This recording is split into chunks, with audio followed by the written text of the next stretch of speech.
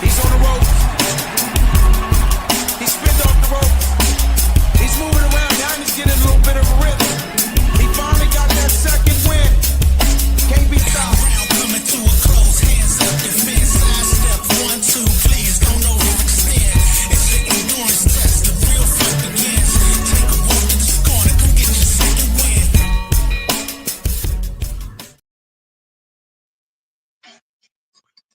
Welcome to the Second Win Sports Media. I'm your host, Rashid Hammond.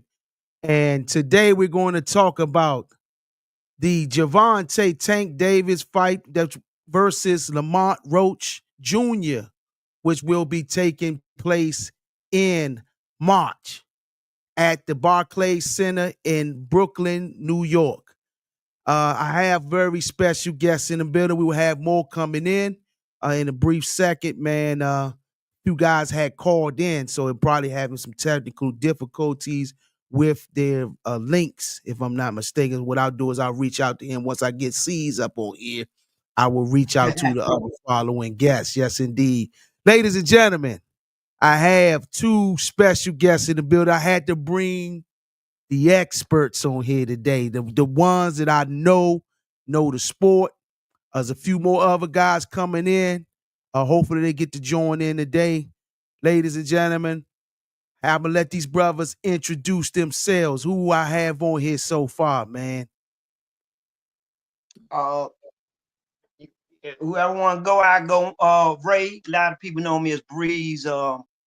Played in go-go bands. I got a little bit experience boxing, not real big or nothing, but I had my own experience with the sport. My brother actually participated at, in the amateur program. He actually made it to a Golden Gloves finals over 20 years ago. And I'm just excited to be here, brother. And I'm honored to be here, man, among some good men and men of solidarity, and able to discuss and talk and speak of men. And anytime us as brothers can get together and just hold court, man, it's always a great thing, man. Yes, indeed. The boxing source. Can you introduce yourself too as well, good brother? Yeah, what's happening, folks? All right, it's J.R. Bell, aka the Boxing Source. Been in this media thing to a certain extent for some time now. Started off with doing podcasting through Blog Talk Radio.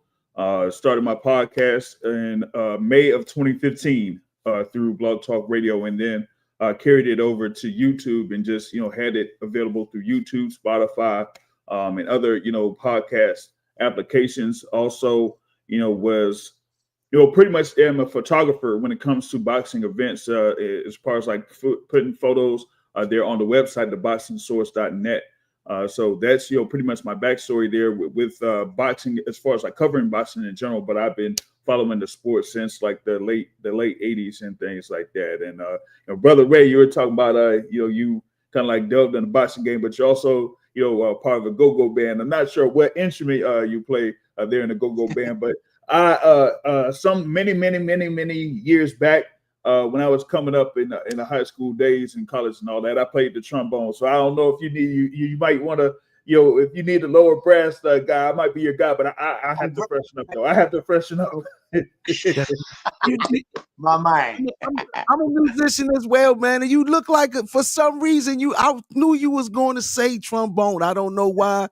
I've been in, I went to Duke Ellington, so I played saxophone, man. You know what I'm saying? So I said, man, I guarantee he's gonna say trombone. I don't know what made me think he was gonna. I don't know. Maybe sometimes it might be like the build or the height of the build or something like that. Because that's true too. Because it's a certain build too. You're right about that, brother. You know what's crazy about what you just said, brother, is that I got a cousin named Doug Vaughn. Shout out to your cousin Doug. He played for a band called Zennius. They used to play back when Schoolboys and all of them was out. And he played horns, and y'all kind of got the same look. So, I can find y'all horn players. Yes, indeed. The horn players got that look, exactly. Yeah, man. Yeah. So what we're gonna do, fellas, we're gonna ask a few different questions on here. And then we're going to tackle them, man, and see what each of you guys think, man. I'm going to start it off with a tactical breakdown Okay. Gervonta Tank Davis is known for his power and knockout abilities, while Lamont Roach Jr. is known for his technical boxing skills and footwork. How do you see this contrasting style clashing in the ring? And which fighter do you think has the advantage in terms of overall strategy? I'm gonna start it off with you, brother. With brother Ray, what do you think, brother? Who Uh, has the advantage with the technical with the boxing skills and footwear and the overall um advantage with I, strategy? I think Tank does well as far as strategy. I don't think either one of them have the advantage with strategy right now. Mm-hmm. But I think the overall advantage does go to Tank because Tank can be perfect. He can Tank can have a problem. Tank can have problems for 35 minutes of a fight. But if he have that good minute or that good 1 second, he can get you out. You Right. understand what I'm saying? Now, my thing with Lamont got a boxing ability to make it a boxing match. And now Tank can box too. So I'm not gonna say Tank can't box, but the last thing I think Lamont want to do is get in there and mix it up and get hit with something because Tank's power is something catastrophic right now. Right. You dig what I'm saying? So my thing is, the more Lamont make it a boxing match, and I'm not even saying he got to outbox Tank, even make it an ugly boxing match. You know what I'm saying? Do whatever you got to do to make it to where it got to go to them judges' hands, and it got to be questioned of who to give it to. Because even if they do give it to Tank, guess what? And let me tell you something, Lamont Roach. A lot of people counted you out. I'm not counting you out because I look at boxing, I understand boxing. So that's still a win-win for you and to build your career. So, I think the only thing I would say to Lamont is don't go in there and try to rumble with the dude. But now Lamont got that rumble in him, and I seen it. You know what I'm saying? But I don't think he want to do that with Tank unless he get in position where the knockout is there and he can take advantage of it. But keep that fight at a certain pace, even if it's a stop and go ugly. Don't let Tank get into no type of rhythm. If he inside, tie his ass up. Mm-hmm. You know what I'm saying? But don't get in there and be getting hit with a bunch of shit. Get him, tie his ass up, and then guess what? Make his ass reset. Hit him with a couple of jumps. If you got to grab whatever. You know what I'm saying? Yeah. He's got a lot of boxing knowledge anyway. Yeah, you do. So, And he also has that. that's what I think. But don't go in there trying to rumble with him, though. Exactly. Can't do that. So I'm gonna ask the same question again for y'all just getting here. The technical breakdown. Gervonta Tank Davis is known for his power and knockout abilities, while Lamont Roach Jr. is known for his technical boxing skills and footwork. How do you see these contrasting styles clashing in the ring, and which fighter do you think has an advantage in terms of overall strategy? I'm gonna continue the question. There's two parts to this question: adjustment and fight preparation. If you were in Lamont Jr.'s camp, how would you advise him to handle Davis' explosive power and pressure? I'm gonna ask that to you, Jr. Mm. Especially to me because of me growing up in the gym with both of these guys, around both of these guys. Um, Look, people are really trying to dog Lamont all of a sudden because they looking at what Tank has done, and that's cool. Yeah, look at what he's done, but them two know each other. They know each other well. I'll put it that way. Yeah, they haven't really seen each other since, and that since the amateurs or whatever, or even sparred that much against each other since then. But I could see Lamont putting a better performance than what people think. That's for sure. And on top of that, I could see him in certain rounds making certain things frustrating for Tank. Here, if he does what I think he's gonna do. No Excuse has always been known for having an impeccable C pattern. Beautiful C pattern. And with that, Tank can throw punches from whenever he wants, but when he sits up to throw power shots, he always has to have his feet set. And when you sit there, if you could throw off in between those shots, then you could do something. But if we've noticed the past 3 or 4 fights, Lamont's been sitting down on shots more. True He's been statement. sitting in the pocket more. True statement. But he always just stays in the pocket, and everything is a subtle turn for him. Just a subtle boom, his glove, his head blocks here. His forearm goes here, he rolls here, and then he twists his hips to get to where he wants to. So he can stay where he wants to be. He does a lot what Tommy Hearns used to do, where he stays and you throw something and he just leans that back. Take a look at the side doors. They say lean your back foot back. Look, pull back in. Look, come back in. And then he can keep working from there. Everything that Andre Ward said he needed to work on when he lost his first title shot against Jamel Herring, he has done. And I could see that being something that can, if he sits there and works on the inside with Tank, not stay there with him. Don't stay there, but little stuff. Just a little thing. Little things that comes with being a pro. And you start making Tank a little frustrated. Now you sit there and you change the look up. All right, now I'm gonna make you follow me. And touch your turn here. Then we're gonna stay in the center, but we're gonna work this C pattern.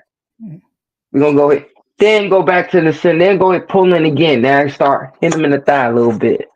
Start roughing. Have him say something to the ref a little bit.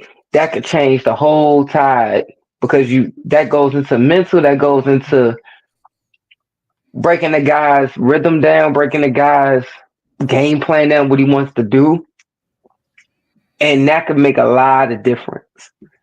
But he has to establish his jab early. If he does not establish his jab early, anything that I'm talking about does not matter or worth a damn. For those that's before we go to the lines, I'll let you know when to call in, and we have people that are trying to call in. I'll let you know. I still want you guys to hear the opinions and the information that these guys on the panel have to share first before we go to the lines. This next question is for you, brother, the boxing source. Stamina endurance. In terms of stamina and endurance, how critical will it be for both fighters to maintain their energy throughout the later rounds? Does Roach pacing it and ability to go the distance give him an edge, or Tank explosive style designed to end fights quickly? Oh, that's a good question. But this stems from what JR was talking about as far as like what Lamont Roach Jr. may have to do early in this particular fight against Gervonta Tank Davis. And that's, establish a jab, but also like mix it up with the jab, because for me, Tank Davis is an analytical fighter.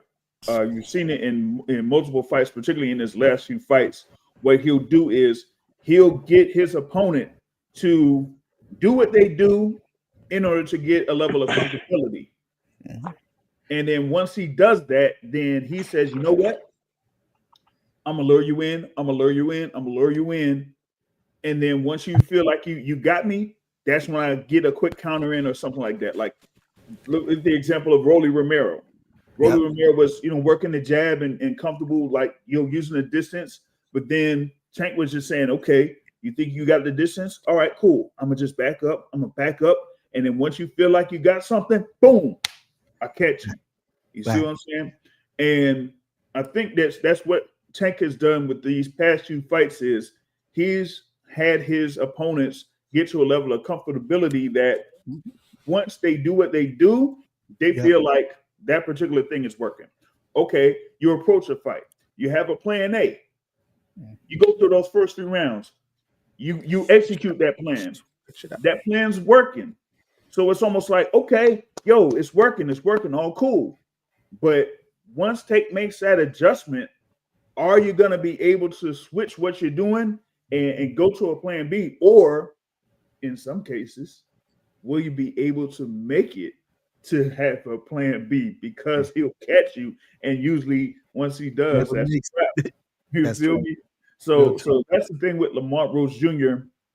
is he going to be able to have something to where maybe he just mixes it up in the in the following round or after a couple of rounds to kind of like get Tank off of his game, because even like in his last fight with Tank against Frank Martin was able to do what he did in those first 4 rounds, boxing off of his front foot or staying, stationary.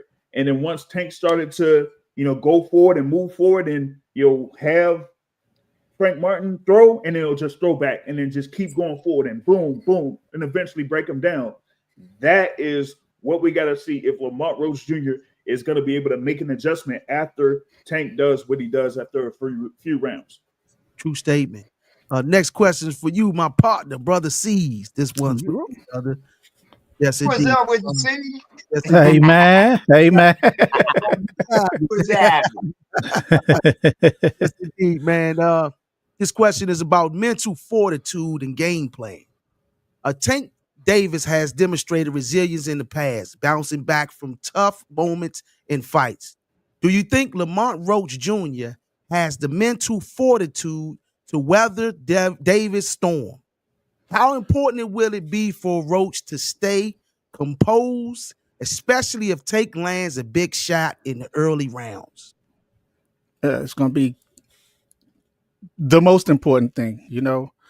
One thing I was thinking about was, if you notice, a lot of Tank fights, the build up is when people start to really like fold. It's they being under more lights than they used to being under. They're getting more, notoriety, more appreciation, and people just, you know what I'm saying? And they can't handle it, and that's one thing that Roach gonna have to see if he could deal with, just that mental side, and see if he can, like, I think Frank lost it in the press conference, with the back and forth, so Yeah. that's gonna be a big part of it, and then as you get into the fight, if he gets touched up, it's like, can you stay within your game plan? His game plan has to be, use his jab, like you say, fast start. The fast start, winning those early rounds are most important. And just like Boxer Source said, it's going to be a switch. You're going to have to switch. It's going to have to switch. But all of this comes, and you're going to have to remember all of this. You know what I'm saying? As the fight's going on. So yeah, the mental part is just crazy, bro. Like, Yeah.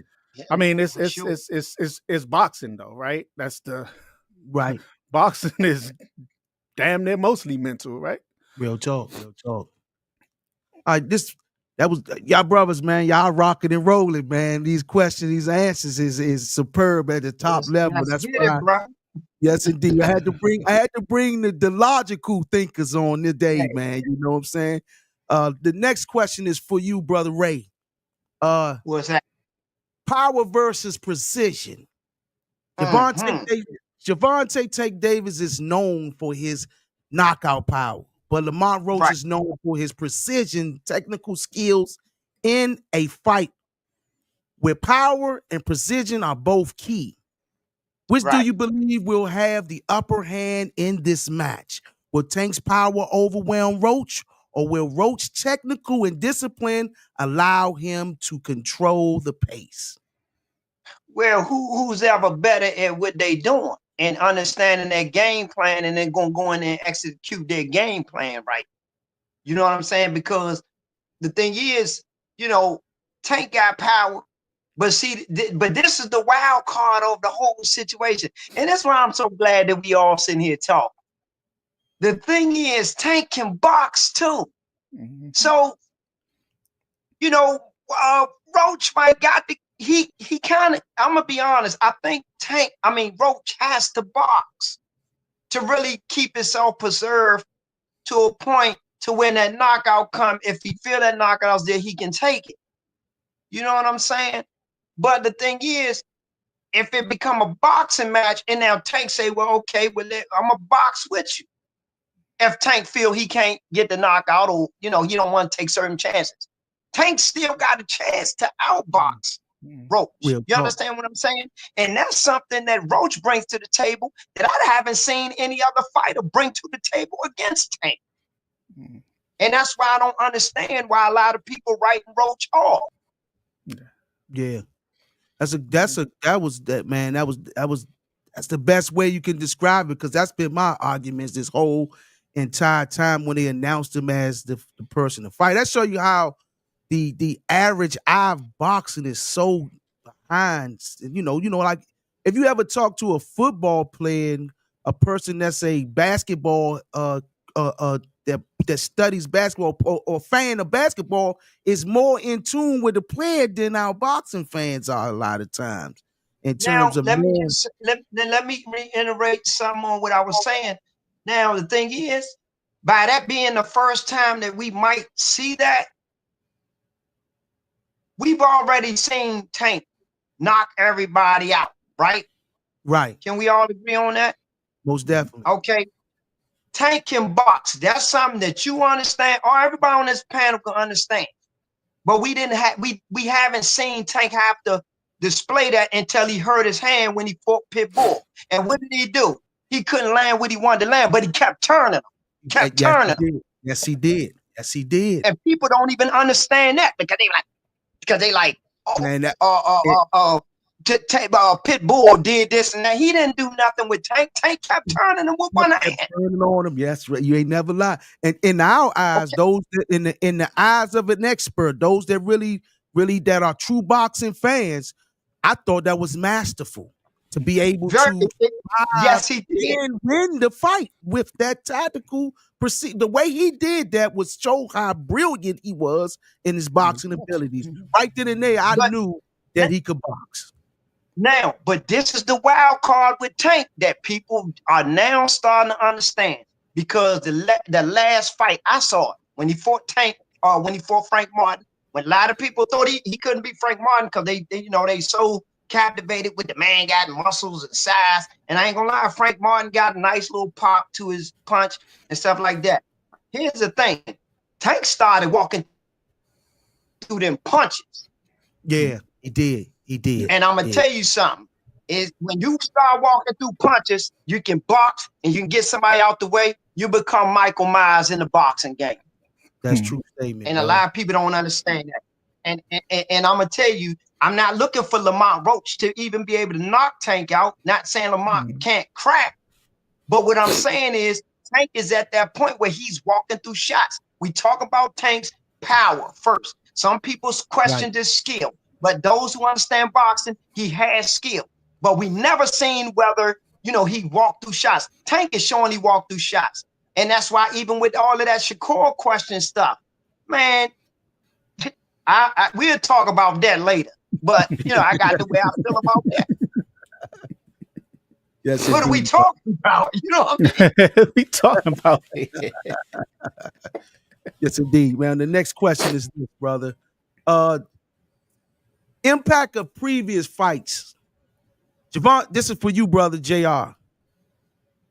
Gervonta Davis has been in some high pressure championship level fights, while Lamont Roach has faced solid competitions but may not have the same level or marquee matchup.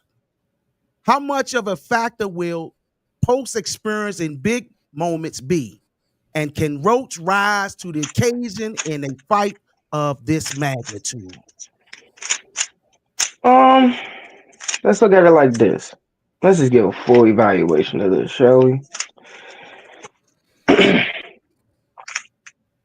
People, that's to Mr. Ray's point. Let's just really unpack this thing with Tank. I've been so tired of repeating the same thing. I'm just so tired. And then when I do it on Instagram, people say, "Oh, well, Tank," or like even now I'm dealing with it because I know both of them and grew up in the amateurs with both of them. So they're like, "Oh, so you doing this, that, and the third?" No, Tank has dealt with the Tommy Hearns effect. What do I mean by that? My dad grew up in the amateurs with Ray and Tommy. And I remember Dad telling me, he said, Ray was the knockout artist in the amateurs. Ray was putting youngers to sleep. I was like, what? He said, man, I never, we was, shout out hard work, man. I'm sitting downstairs, right? I think y'all gonna like this story. We downstairs. And I said, what? Ray was like, he said, yeah, man, that little monkey hit. I said, what? He said, man, Tommy was the one who was on his toes boxing on, so he wasn't knocking on nobody. That's what shocked us when he turned pro. Mm. I said, why? He said, because Manny Stewart all of a sudden had him sitting up, like even his whole stance changed when he turned pro. He said, next time we saw Tommy came up here to spar. He came up here. I said, he came up. He said, yeah, he came up here to DC to spar. Came in there, said, hey, the Dave Jacobs got dressed. Whoa, sitting like this, just following dude, and then started snapping stuff. But no one knew that now. Even though back then a lot of the amateur fights were on television. What was the last fight on television that Tommy Hearns had as an amateur? Against a guy named Aaron Pryor. Yes, sir. And he moved all night. And Dad said, go look at the tape. He's staying away from him. So then he's going through all of these fights, putting people out before they hit the floor. He goes and he fights Ray. And when he got hurt, everybody stood up like the president got shot if he was from Detroit. Remember that? When he got hurt, and then you go back to what Emmanuel Stewart said. He said, well, I knew the explosion was going to happen sooner or later because Ray was much stronger than people realized. I told Tommy leading up through camp, you're going to get hurt sooner or later. But we need to be in a certain type of shape to deal with it. Then the whole tide changed. Remember that? He started outboxing Ray. Ray turned back into his amateur days, walking him down, trying to yeah, remember at one point he was holding Ray under his hand. Ray was swinging up top like this, worrying. And I said, and when Dad was breaking it down to me, he said, Tank is dealing with the same thing now. I said, why, Coach? He said, because you know Tank. You've been in the same gym with him when all y'all, we all gonna meet up at old school, or we all gonna meet up at such and such gym. We all sparring. You've seen what he could do. You've seen him at National. You know what he could do, but everybody want to see something. My dad, how I was raised was, and I had to get taught this because I would get in there and box and I would try to do everything I was taught. And shout out James Baker. James Baker and Dad said, man, why are you trying to do everything you learned? Do what's needed at this time. You ain't got to do all that. Do what's needed right now. And what did Tank do? People say, oh, he's knocking out this person, that person. And I'm like, no, he can box. And people who did not watch the amateurs, did not watch none of it, they think he just a flat-footed puncher. But he didn't have to, but he doesn't have to. You didn't. Why make the fight harder than it need to be? And then guess what? When he hit Pitbull and he couldn't put Pitbull out cold, that's how I was told is some guys you're not gonna knock out. I don't care who you are. You can punch as hard as you want. I don't care who it is. Somebody you gonna hit and they just not gonna fall. And then you just start to adjust, outbox him. And then if you just tattoo him and landing stuff flush at will, then you start working on stuff. Since he's not going nowhere, the referee's not feel like it's at the point where he need to be stopped, and his corner's letting him go out there. Okay, now I'm gonna start working on stuff with you. Tank, I've seen this kid. And anybody who's watching this live right now think I'm BS, and go look at him and a guy named Augie Quick Tyler. Go look at him and Patrick Harris, Lil Pat, the guy that y'all see doing the mitts on. Go look at his son. Go, man, I will tell y'all Summer Tank Fight. You think Summer Tank Fight is good? Go look at when him and Pat were all the way up to a couple fights ago in camp sparring each other. How beautiful that boxing is when them two get together every time. Oh my goodness. So when it got to Frank Martin and people was hyping it up, first of all, Frank Martin lost that fight. Frank Martin lost that fight before it even happened because he allowed himself to be played with too much in the press conference. And two, Tank is similar to the 80s fighters in this way when it comes to his weight. I believe Tank really should be fighting at 130. But him fighting at 35, he could drink a little bit more than he wants to drink, and he could eat a little bit more than he wants to eat. Remember when he sat there and looked at when you start seeing Frank Martin's face sucking, and he said, Yeah. Hey, watch this. Hey, I bet you ain't had one of this morning. Then you add to the mental. Frank Martin, he fought beautiful. Let's just say that. Frank Martin fought beautiful. Mario Barrios. If anybody else, I'll never forget. I talked to Coach Calvin and Coach Kenny at Thump Yard, and they told me straight out their own mouth, man, Mario Barrios was on point, man. And I said, man, if he had been in there with anybody else, he probably would have won that night. Like how beautiful Mario was boxing that night. But you have to remember that he ain't been there. Now you fighting on pay-per-view. You're not fighting at a casino in front of 7,000 in the seats or 10,000. Now you fighting in front of 30,000. You can see it all over Frank Martin's face. He enjoyed that spotlight. Oh, when he was walking out, he was loving it. Like, oh yeah, I earned this, I deserve. But once they started doing the introduction, look in his eyes. Like, oh shit, this party about to start. All right, let's go. Watch the corner. Watch each round as he goes to the corner. Watch from the 5th round on when he's sitting on. He's boxing beautifully, but he should have been told to stand his ground a little more.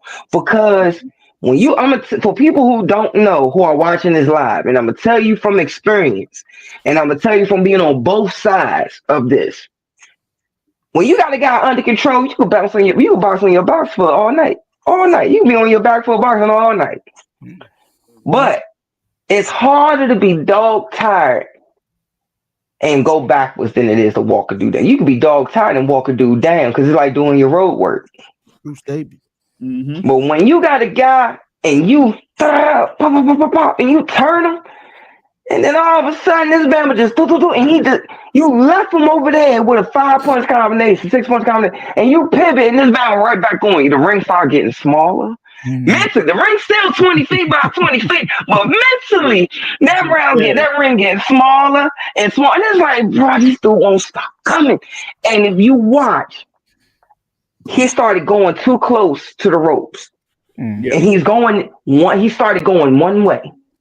He started going the same way over and over again. I'm like, that's not good. Then Tank just started touch every time, letting Frank get the points. He would block catch, but he would inch up, and what he would do, leave him with one. Keep him going to. Leave him with one. Keep him going. And it was all to the body. Go back and look when he sits in the stool, what Derek James said. He said, how you feel? He said, I feel good. Anything he hit you? He said, no, nothing that really bothered me up top. But the body shots getting there just a little bit, but I'm good. I said, oh, and now your legs is going to start. Am I lying? Am I lying? He sits there, and then you see Tank go. Then when he fainted and that man a duck for no reason, he saw Tank go, oh, he going to, and he, look, people think Tank smiled at him because, man, this dude's scared of my power. No, I believe this in my whole heart, and I got to ask Coach Calvin, Coach King next time I see them. I think he smiled because when he ducked and did this, which way did he go? The same way he went where he got knocked out at. He went that way. The exact same move. And you see Tank go, he keeps going this way. This boy won't stop going that way. And he could have easily, if he would have just gave Tank a double move, but now his legs are getting tired. Now the cup is sticking to him. That cup starts sticking to you. Cup rising up. Now the body shot lingering and it starts to go down your thighs a little bit to your calf muscles. And it's like, all right. And now you done went too many rounds on your back, but you can't even establish yourself back in the center of the ring now because the tide is set to what it is now. The rhythm is set to where it's going to be now. So, JR, the question is, how much of a factor will that past experience in that big moment be? And that's where I'm going. To the occasion. And that's where I'm going. Tank is already done dealt with it now, with being at those certain losing rounds, right, and having to set it up to come back. Everybody bring up the Rolly fight. Man, anybody and their mama knew sooner or later he was gonna catch Rolly. Rolly was too stupid. Right. The fight to me, that was the two fights that I think of off the top of my head that showed his experience and that he can get the job done and he believes in himself enough. was Santa Cruz, because Santa Cruz hitting them with some stuff. But the biggest one was Mario Barrios, Real talk. because Barrios was giving him some problems. Talk. Yes. And he buzzed them. He buzzed Tank. Man, when he hit Tank and Tank did this on the road trying to shake it off, I was like, oh, that man was hurt. Yeah. But now when it goes to Lamont, we can't sit there and act like, oh, because we're giving these compliments to Tank and oh, man, Lamont have been through some shit. Like I'm gonna tell you why. Because do you know how mentally it might have sat on that kid that he got all the way to a world title fight against Jamel Herring? And Jamel Herring used his experience to get him to beat him. And he used his better inside fighting to beat Lamont. But then he cracked Jamel in the final round with like 20 seconds to go. And you saw Jamel's legs and arms go everywhere. He couldn't get it together. Oh my God. Like his head, for people who don't know, when you get hurt like that, similar to like the Zab Judah hurt, that's when your head is clear, but your legs is gone. That's the ones that piss you off the most. Cause that's when you're supposed to just take a damn knee. If you know you got rounds in the bank, you can't just take the knee. Cause your head is clear. And you're like, oh, okay, I'm hurt. Oh. But then you're like, damn, I can't get my legs and even Jamel's arms went everywhere. I was like, oh my God. And then he didn't get him out of there. Like, God, if I just had 10 more seconds. Oh my God. One of them moments. Then you had to deal with the politics outside the ring. Then you had to deal with people saying you the weakest champion that's in that class. This is what people were saying on blogs and stuff about this boy. And I'm like, this boy was an amateur star. This boy didn't get there for no reason. He put in the work. Right. Then, oh, he had a drug and somebody should have a drug. Man, nah, that boy deserved to be where he at. That's why when I shook his hand at Rose Cross, he said, what up, champ? And I dapped him up. And he said, what up, golden boy? And I said, man, you did it the hard way. And with his experience, he got better. And he's had adversity. He had to sit there and deal with an awkward style with Android and had to figure out how to he had to literally take it back to the amateurs and just get the point. I'm going to get these points. I'm going to get these points. Got the point. And I'm gonna make this ugly because he's trying to coast his way to keep his belt. Nah, this dude he dealt with those things. And I feel like, yes, Lamont hasn't dealt with only thing we could say he hasn't dealt with ain't fought on pay-per-view. What can you say he hasn't dealt with? Real talk. Lamont he's not like Frank. People thinking that he's in the Frank Martin boat. He ain't in no Frank Martin boat. This boy been a world champion. He has over 100 amateur wins. What'd you say, Mr. Ray? He'll blow Frank Martin out. Yes, he has over 100 amateur wins. He's fought in front of 30,000, 20,000 people. What is it? So in my opinion, I feel like it's even there. It's going to come down to who mentally gets broken with the game, with all that outside stuff. I think honestly, it's gonna be like, oh yeah, we here. But once that bell ring, it's gonna come that man. I want to hurt this dude for putting his hands on me. And I'm thinking, and it's gonna be who break who down from there on. None of that other stuff. Nah, I think it's neck and neck with that. Right. Neck and neck. Brother, that was a great analogy and a great answer right there, man. One thing about JR gonna break it down, man, and go into detail. All of us are the same way, believe it or not. Each and every one of us are like that on this panel, so that's what makes it beautiful. What I want to do now, fellas, I'm gonna ask some more questions, but I want to go to the lines a little bit. For those that tried to call in, this is your chance right now to call in. And this is just a free fall moment. Let me your predictions or what you think can go down with the fight. For those that were trying to call in, this is your time now. 240-661-7647. What we're going to do is we're going to go to a quick commercial break. And after we come from the commercial break, we will go to the lines. Okay, we got one calling in now. Hold on one second.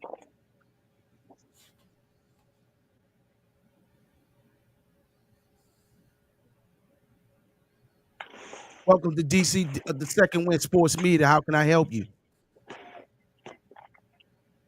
Hello? Taylor, baby. Hey, how's it going? What's up with you? What's up? How you feeling, man? I feel great. Tell me what you think about this fight. Which I know you don't predict fights and you don't really go against no fighters. Nah, But tell me, are you going to think this going to no. be a good fight or how? Just give me something you think. Give me your thoughts on the fight in the best way you can. I just want to say something about that I'm a little disturbed about. Go ahead. These are two of my champs that I watched them up, right? I Okay. watched them. I've been there through a lot of their fights. I've been there with them. They should have had this fight in D.C. They could have took the arena downtown. Having it in New York and y'all from the DMV, to me, I'm disgusted by that. So I have decided that I might not even be attending the fight because y'all should have brought that home. Mm. That's Wow. how I feel about it.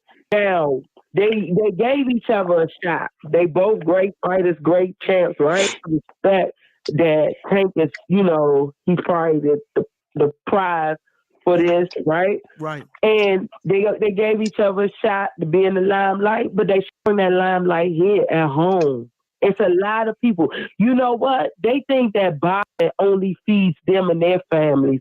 Boxing don't just feed them and their families. It feeds their fans. It feeds the people that work in the events. It feeds the DMV area. It would have fed so many people because so many people would have been working that night. Wow. Been there to support them that night.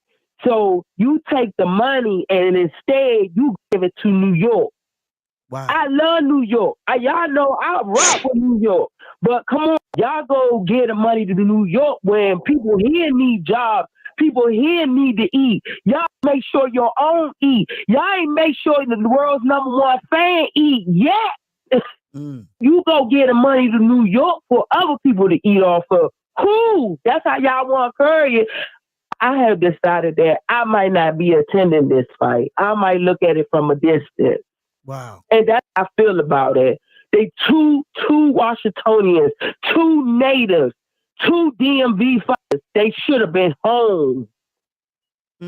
That's a you kind of like open my eyes with that perspective because you're right. The whole the people eat the call. I'm calling in like 2 minutes. Once we get the #1 off, we're gonna come to you next. Just give me one more second. Call right back in like 2 minutes. We're gonna get to the next call in a second. But yeah, that was an interesting point though. But thank you so much for joining in. I'm gonna answer this next call. Okay, sister. Okay. Thank you. Second Win Sports Media. How can I help you? Hello? Yes, the Second Win Sports Media. How can I help you?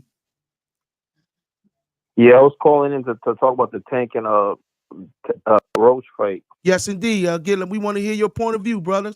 It's your time to speak now. So what have y'all said so far about the Tank and Roach? Mommy, I just want to go over old grounds that you already covered already. Well, what we did was we started with the we mentioned we broke down different different scenarios of what we think about it. But this time now we want to hear your point of view, how you feel about it, brother. It doesn't matter. We want to get your opinion, man. It doesn't matter. Man, well, two things come to mind. One, it should have been a hometown fight. Of course, you know what I'm saying? No, Tank, I love Tank. It's not too far, but I think it should have been a hometown fight. Two, anyone saying this is a bad fight need to mind their business. They're not from the area. They're not from DC or Baltimore. They need to be quiet. If it's not a good fight for them, it's none of your business, yo. You know what I'm saying? Stay in your lane. This is for us. That's right. And two, I think anyone that's saying, yo, Lamont Roach is not a good fight, yo, it's a better fight than Austin. Sofield versus Shakur. Tank has people say Tank don't got a resume. Tank got some of the best resume, man. He beat Mario Barrios. He beat Martin. Tank has a decent resume, man. Garcia's a good fight. Yeah. And I think this fight's gonna be really good because one thing I learned with him is whenever he fights the lower fighters who have more skill and a higher punch output, it tends to be a more interesting fight. He even said this might be a 9th round fight. And if you're saying this is not gonna be a close one, well, you don't know. They already got history. That's true. They already know each other's boxing style. That's true. It's a grudge match. Just because he's a big fighter, he can't have a match. We let Canelo do what he want. Why is it when a black man from Baltimore do it? It's a bit, you know, it's not the build thing, but come on now, you know what I'm saying? I think it's a good fight. I'm tuned in, and anyone that's not tuned in, I bet you're gonna review. But you know what I'm saying? That's just me. Hey, bruh, you sound like all of us, man, speaking, man, on the panel, man. You exactly said we feel the same way. But I thank you for calling in. I'm gonna take this next caller, brother. I thank you for calling in. All right, who's this? Bad. I just got what's the radio station? This is Second Wind Sports Media. All right, man. Yo, peace, man. I'm gonna catch all that. On YouTube, man. You can catch us on YouTube on the Second Wind Sports Media on YouTube. Yeah, you can catch us right there, brother. Thank you for calling in, brother. Peace. All right. Phone's blowing up. I'll answer the thing in reference to the like the fight being in DC though. Yeah, that was a good point. I mean, it's a good point, but yeah, I mean, a lot of people wish that could have happened, especially when they originally moved it from where it was going to be at the Toyota Center in Houston. I think it's more about the date that's the conflict, because being around that season, that's the height of basketball season. So you got college basketball that's going to be going down. You got the Washington Wizards with their home games and all that type of stuff, and also with hockey with the Capitals. So if you look at like that time frame there for March 1st, the weekend before, the weekend after, during that weekend itself, they got events already booked at the Capital One Arena for that. Oh, so, they do have that. So they had locked down like what is it, Atlantic 10 tournament. Right. You got the Wizards playing, you got the Hoyas playing in the home game. So it's like they couldn't really do it in that particular time frame. Maybe if they like pushed it a couple more weeks or something, then maybe they could have pulled it off for Capital One. But if they had it locked down for that particular date, then you couldn't, do it at Capital One. They had to go to the Barclays Center. I didn't. And usually C's be the one who check dates in advance, man. C's a master at checking dates, man. Literally, he checks the dates and we'll see if it's open. He even check. He goes straight to the boxing to check the boxing rack to see if box rack it's not stamped. So yeah, we are firm believers in that too, brother. But let me see who this next caller is right here. Mm-hmm.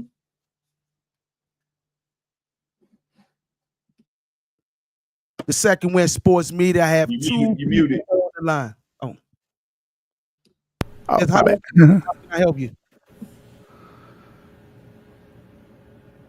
Hold on 1 second. Let me get you on the line. Hold on. Sorry. No, I was saying I wish it was in April because I want to see a fight in Audi Field. Do something outside. I want an outside fight in DC, man. either that or wait till I guess a little later. How about MNT? Over in Baltimore. Sports Media. How can I help you? Hey, Rashid, it's Terrell, man. What's up, brother Terrell? How's it going now? It's going good, man. Caesar, man, Junior, JR. Hey, what's going on? Man. All is well, brother. Yeah, man, I'm glad to get a chance, man. But hey there, I really think everybody, man.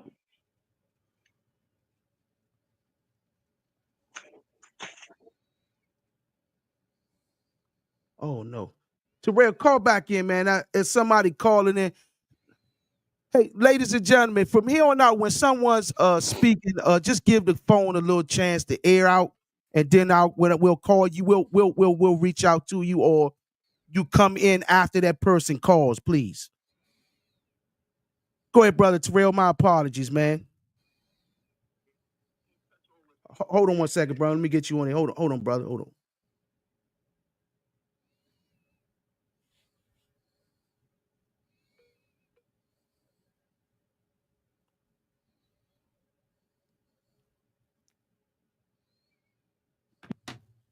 There you go, brother. You on now? Yeah, like Caesar said, like when Roach come out, man, is he gonna be able to handle that spotlight? Like we just seen his father shaking, like Tank pointed it out. I know y'all saw that because they made a meme out of it, whatever. Yeah. But yeah, the first thing is he gonna handle that spotlight, man. A lot louder, you know, if the crowd gets screaming for Tank real loud and all that, how he gonna handle that or whatever. But when all that technical, who can box the best or who got the hardest punch or whatever, I think for Roach, man, at some point, man, he might just have to motherfuck it, man. Yeah. Just fight. Yeah. That's what I think when it all comes down to, because Roach can box his butt off. We know Tank can box. We know Tank can crack. But at the same time, if it's so technical and can't nobody really do nothing with one another or whatever, I think it's going to come down to, like you said, that mental fortitude, which one is really going to step on the gas and take an advantage. Real talk. That's what I think that's what I really think it's going to come down to, man. Who can really take an advantage? Because Roach ain't going to do nothing Tank ain't never seen. You know what I'm saying? Yeah. So, you know, Tank gonna come in here. He got hard punches, and Tank can move. People underestimate his boxing IQ and all that or whatever. But I think, like with the Frank Martin fight, when Frank was doing all that backing up, I just think if you gonna go out on your shield, man, go out on your shield. Get knocked out trying to knock somebody out. I mean, I feel you on that, though. I'm gonna tell you, Terrell, my thing with Lamont Roach fighting this fight, I think in my opinion, I didn't give my opinion yet, but I'm glad that you was what you said. I'm gonna give you my opinion. I think Lamont Roach, his best option is, see, one thing about boxing, a lot of people might want to know is, I'm not going to slug a slugger. I'm not going to try to outpunch a puncher. I'm not going to try to outbox a boxer. Right. I'm going to make if I'm fighting someone like Gervonta Tank Davis, who's known for trying to knock somebody, who is a consistent knockout artist, right? We are bona fide. My thing is to give angles, catch him with a lot of jabs, head movement, defense, counter shots. Hit and not get hit is my strategy in this fight. Movement. I think in my eyes, I think his best option is to mimic the fight between Ray Leonard versus Hagler in terms of movement. Still rounds. Rounds. Get in there, get your points. Get your defense off. Get that head movement, angles, spin around, use your jab. And one thing about it, so, y'all don't know, Ray stopped a few times and he threw some shots in the inside with Hagler when he got him up on the corner a few times. He threw some hard shots in the corner. And Lamont Roach has that same ability, has that same power. And Tank knows it. Tank said it yesterday several times when I was listening to the Boxing Source. When he interviewed Tank yesterday, he kept talking about that sneaky power. The gentleman that interviewed him is right here on the show right now. He was the one who was the first interview yesterday, and that's the first thing he constantly kept bringing up. See, a lot of people don't know that Lamont and Tank they were sparring for still in the Up Headbangers gym so many times, so they know each other. I'm trying to tell you, y'all, they know each other better than a lot of people think they do. It's more than just the amateur boxing that everybody's thinking about, that fight that was in the JOs. No, these guys been fighting, sparring at the Headbangers gym so many times, so they know each other's strengths and weaknesses to a point. Now, it's been many years then that they probably sparred in the past, but they still know the basics of each other's weaknesses and strengths somewhat. But I think he should box this guy. I think he should box him, man. I think Lamont should make sure that Tank miss, and he should make him pay, throw his rhythm off. Because a lot of times when you fight a guy, because Tank is a timing type of fighter. That's the way he fights. His fight game is based off. That's just like a guy playing like a quarterback on a football field. If you keep sacking him, you throw his rrhythm off. Right. And that's the same way you gotta do somebody like that's my point. You gotta do somebody like I don't Tank. think I don't think he should just like come out and just go kamikaze. I was just talking about later on, in the fight, if it's not going his way, you know what I'm saying? Then I think if Tank is really getting to him, you just gonna have to bite down, Slim. That's what I'm saying. Yeah. I think for me it's gonna be volume punching for Lamont because Tank ain't gonna punch with you. He gonna punch when you stop punching. Yeah. He gonna have to bing, bing, bing, bing, bing, and get out the way. You know what I'm saying? So he gonna have to give some volume. He gonna have to give volume to get Tank because Tank not gonna punch with you. Right. Like as you punch and Tank he gonna be on his D. But it's about he gonna try to time you so when you stop. So you're gonna have to switch your rhythm, switch your combos, switch everything up every time you do it, and so he can't get that rhythm. Yeah, that's the thing. It's the rhythm, like because I mentioned it before, as far as the level of comfortability there with a lot of the opponents that Tank has. And the other thing that I say with Tank is kind of similar to Canelo Alvarez when I bring up Canelo Alvarez and his opponents. If you don't have something that makes Tank or Canelo respect you, then they'll eventually walk you down or break you down. Yeah. So that's the thing here with Lamont Roach Jr. And yes, he mentioned the thing there about sneaky power there from Lamont Roach. So he's going to be aware of that here during the fight. But if he feels like what Lamont Roach has, delved out in those first few rounds, if he's able to properly take that, then he might switch it up and say, you know what, I'm gonna bite down. I'm gonna go ahead and eat a couple of punches in order to Lamont. So we got to watch out for that. Yes, indeed. Hey, brother Terrell, I appreciate you, man, for calling in, man.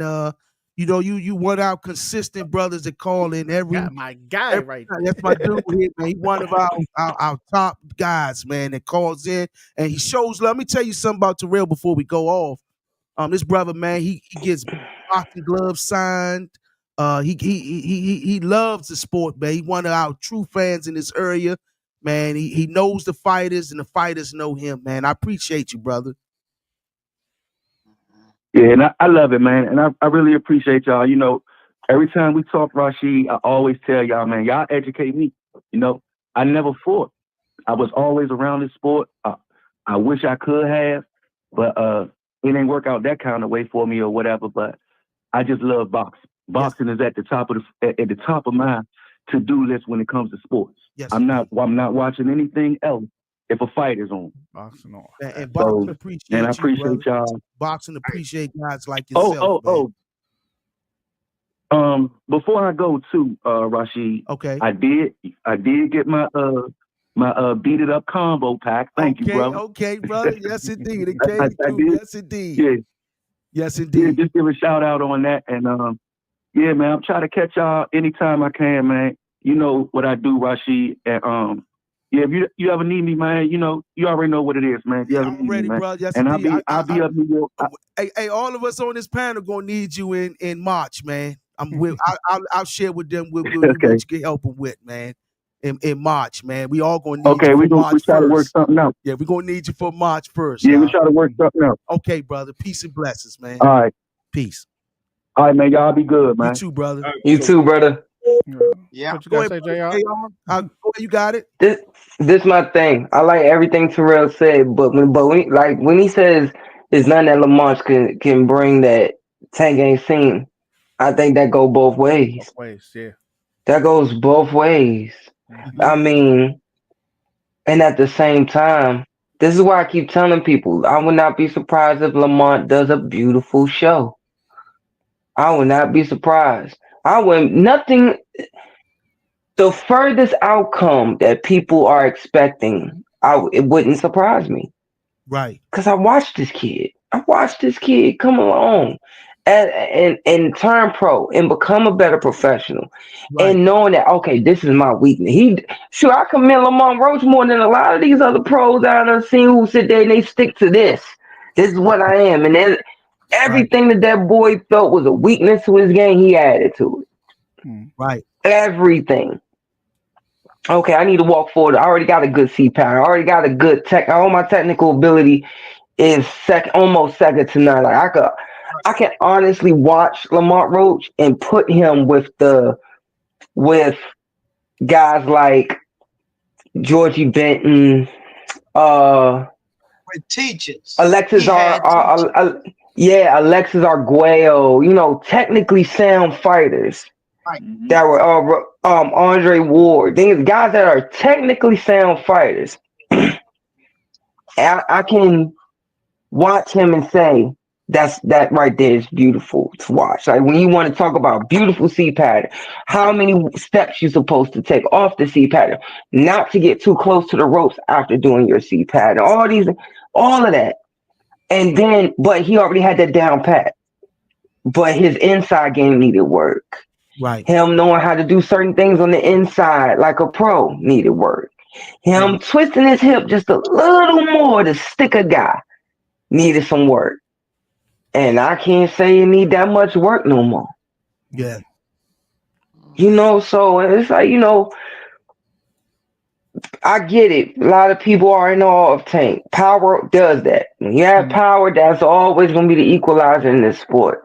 Right. Power is always going to be the equalizer. Power is there's always going to be a puncher sport first, no matter what.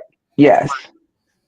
But we're not just gonna. These people just acting like Lamont just like chop like, oh, it's just another Frank Martin. It's not no Frank Martin, man. Like he's gonna come and he's gonna show up. He's gonna do his thing. But when it came to, them talking about how Frank, another thing I disagree with Terrence when he was saying about, oh, Frank, if you're gonna go out and shit, he did. That boy showed up. He just got tired. He just couldn't take those body shots started to linger. It wasn't just boom, shake it off. Nah, these were body shots that were lingering and catching up to him. Oh, I took it fine in the second round. Oh, I'm starting to feel it down to 6. Yeah. It was those type of body shots.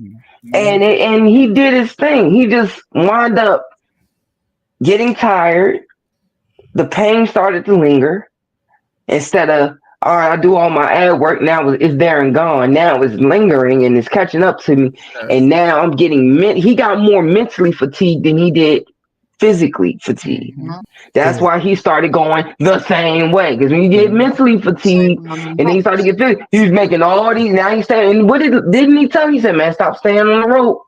You stay. Remember that Jen said that to him. He said, I like everything you're doing, but don't stay on the ropes too long. All them bad habits. You're staying just a little too wrong. All them bad habits that was comfortable. But did you hear what Derek James said after he said, remember we talked about that in camp. Don't stay there too long. Yep. And it came back to bite him in the tail. Yep. And this is what I tell like this comment right here. Shout out to this brother here, Dante Gamble. He said, laugh out loud, all this shit is easier said than done. Let me tell you something, Dante. I've seen it done. The guys that, I seen it done at Tokyo in 1988, 89. 1990 in Tokyo. We seen it done against Rockman against Lewis. Exactly. We've seen it done so many times. George Foreman and Michael Moore. We've seen it done with Pernell Whitaker, Chavez. We've seen it done so many times in this beloved sport. Where it's easy. Come on, Jay. Come on, Jay. Man. Keep going, Jay. Not because those like I don't know this person. I don't. But it's comments like that just irritate my soul because when I look at a comment like that, that tells me that person is enamored with Tank. That's what I take from that. Because when you get enamored with a person, that's it because you done seen Tank knock out this person out cold, and it's just Tank sliding anything. One of those type of people, just he's sliding anything. And those when you have comments like those are the type of people that you can say everything good about Tank. Like you've seen me up here saying Uncle She and Uncle C's, I've seen this happen to me where I will give Tank all this praise, right? In multiple fighters, because I've seen it with my own eyes, grew up in amateurs with them, whatever. And then because I say, but this has to improve, or this can, or matter of fact, I won't even say this can improve. I think it was one episode, right? Uncle She asked, all right, Dre, all right, Junior, what do you think if Shakur fights Tank? And I said, basically, I don't think Shakur has. I think I said Shakur doesn't have enough to keep Tank off of him, but Tank can't sit there and give away too many rounds. Exactly. He can't give away all the unnecessary rounds against Shakur, because Shakur already has he has beautiful distance control. You got guys who have great head movement, beautiful head movement, but don't have distance control. Because that's why they able to pull and slide, do this, boom, boom, boom. But with Shakur, he ain't got to do too much because he controlling that distance so much. All he got to do is pull, dip, slide. Pull, dip, slide. That's all he do. Quarter step, pull, dip, slide. So when they making all this yelling about him, yeah, and it's like, and when you have people like that, it's just like the press conference. I'm gonna piss a lot of people off. Sorry, Uncle Sheik, but that press conference was irritating as hell to watch. Did you see one? On both ends. On both ends. It was I couldn't stand that jump. Whether it's Tank or Lamont side, I don't give a damn. I'm sorry, it's just how it is. I can't stand it when people who ain't boxed a day in their life, who ain't never took a punch or don't know what it's even like to cut weight or been again. You have no. This is my thing, and this is not. And always put this disclaimer, Uncle She. Always put this disclaimer. This is JR the Golden Boy talking. This ain't got nothing to do with my Uncle She. Speak your mind, bro. I can't stand it. The Golden Boy did not reflect the views of second. Exactly. There you go. Thank you. Let's go ahead and take it there. I'm in camp at Hillcrest. I'm with my little cousin Trey. I'm with Frankie. We in there, sparring, helping little Terrell, helping this person, in camp with them day in and day out. There's an emotional tie there. What do I mean by an emotional tie? That you know this person, you watch them come up, and you've actually had some influence on their career and style. That when they go in that ring, you can ask Trey Pound this. He don't mind me saying this. He'll sit there early in his career, right? I remember I worked his corner when I was his cut man. And every fighter get butterflies before it's walk time, right? And I know he's nervous, but he asked me a question. He's like, it's time. I said, man, hey, you got it. Even with Jared Hurd, I had this incident. I said, hey, relax. Look at me. He turns here, look at me. This is Jared. And he go, I said, relax. It's just another day. You undid this or that. Tell him things that, right? Man, as soon as he turned, same thing with Trey Pound. He was like, short easy, man. You say I'm really turning that corner as a complete pro, cuzzo? Yeah, you are, Trey. You belong. You ain't cheat yourself. You ain't cheated this sport. Go out there and show it. That's right. And then, but right, and he like, you can see him relax a little bit because his big cousin done told him this, right? But the thing is, as soon as he turned away, I'm like, oh, God, Jesus. Oh. I'm sitting like, oh, Jesus, I don't want nothing to happen to my little cousin. Please, Lord. Right? There's an emotional tie there. Yeah, but you got these Bammers out here, man. You screaming and yelling at Tank. That humble pie gonna be out, Slim. Now you repeating it 7, 8 times. Yeah. Screaming it loud. Why you gotta repeat it 7, 8 times? Why are you sitting there making all this noise? You not getting hit. Yeah. And I honestly don't know if you have a tie to Lamont that it's, man, every shot he take physically, I took it emotionally. Because you know him that well, you love him that well. Yeah. Especially if that was exactly. He's a known he one of them known activists, and he's also one of them dudes that be on all the him and that dude Ant Glizzy and all them had a little bit. That's Big Sight. That's who's yeah, I know it's Big Sight. Yeah, I know, and that's cool. If you ride for Lamont, man, salute to you. Ride for him. Yeah, but. And when you do stuff like that, and there's other fighters there, and I'm speaking up for other fighters because it ain't just me who done said this. I done had fighters say this to me about their own family. Let's keep it tall. Let me say this to you, JR. And I'm gonna tell you, the culture, he come from the feds, man. So the homie culture is we don't let in the feds. It's a culture. DC rolling with DC. I don't give a damn. Yes, and that's beautiful. This is I'm giving you the Whoa, culture. whoa, whoa, whoa, whoa. Big Unless cycle, they get on that West Coast, though. unless they deal with the West Coast different. Then they You know, we got to ain't deal with them other guys. you gotta deal with them jokers over there. But on this side he still got that, you know, that Fed mentality. So he would just that's beautiful. Homie, he ain't a joker, homie getting curry. So he used to, you know, you sticking up for him. And so, see, you know, just so I don't get misconstrued, I respect you. Ride with your guy. I'm not knocking that. You cool with that? But Tank up there by his damn self, literally came to back both joints by himself. I agree with you. And Lamont up there handling his own. And two, for Syke to have to say that, you got to remember something. At the end of the day, about boxing press conferences, it's useless chatter. That's true. None of that talking mean a damn thing when fight night comes. Exactly. That's true. Exactly. None of it. Yeah, you gotta sell a fight. Yes, you do to the casuals, the hardcore. Remember when I told you about that big conversation I had with that promoter and that big time promoter?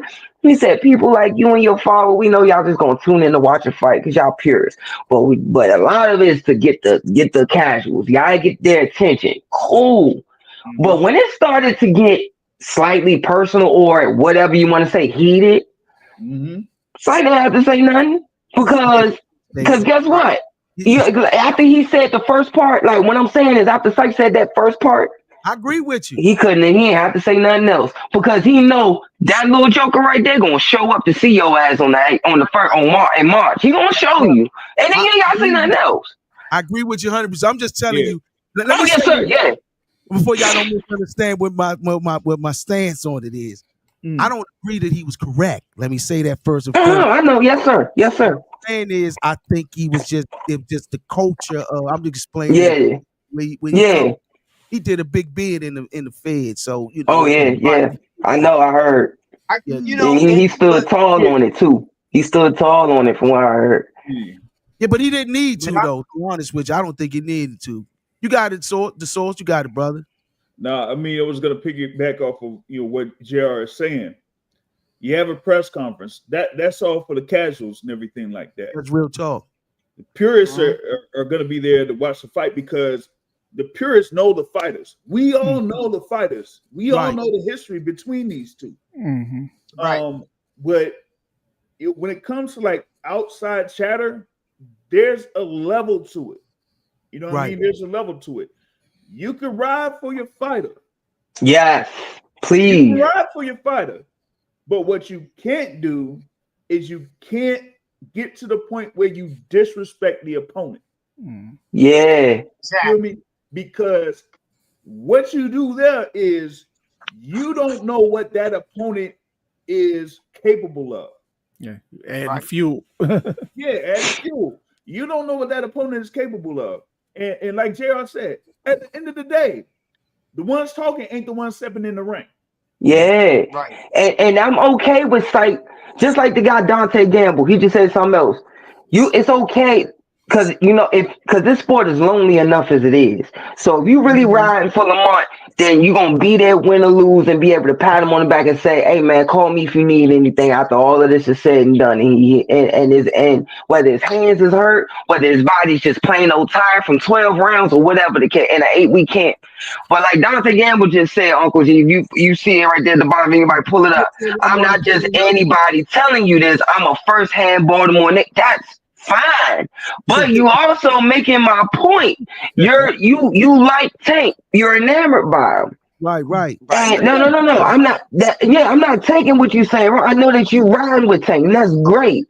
But what I'm saying is that, and you like, man, you just like Syke, like you riding for Lamont, DC ride with, and you Baltimore riding with Tank.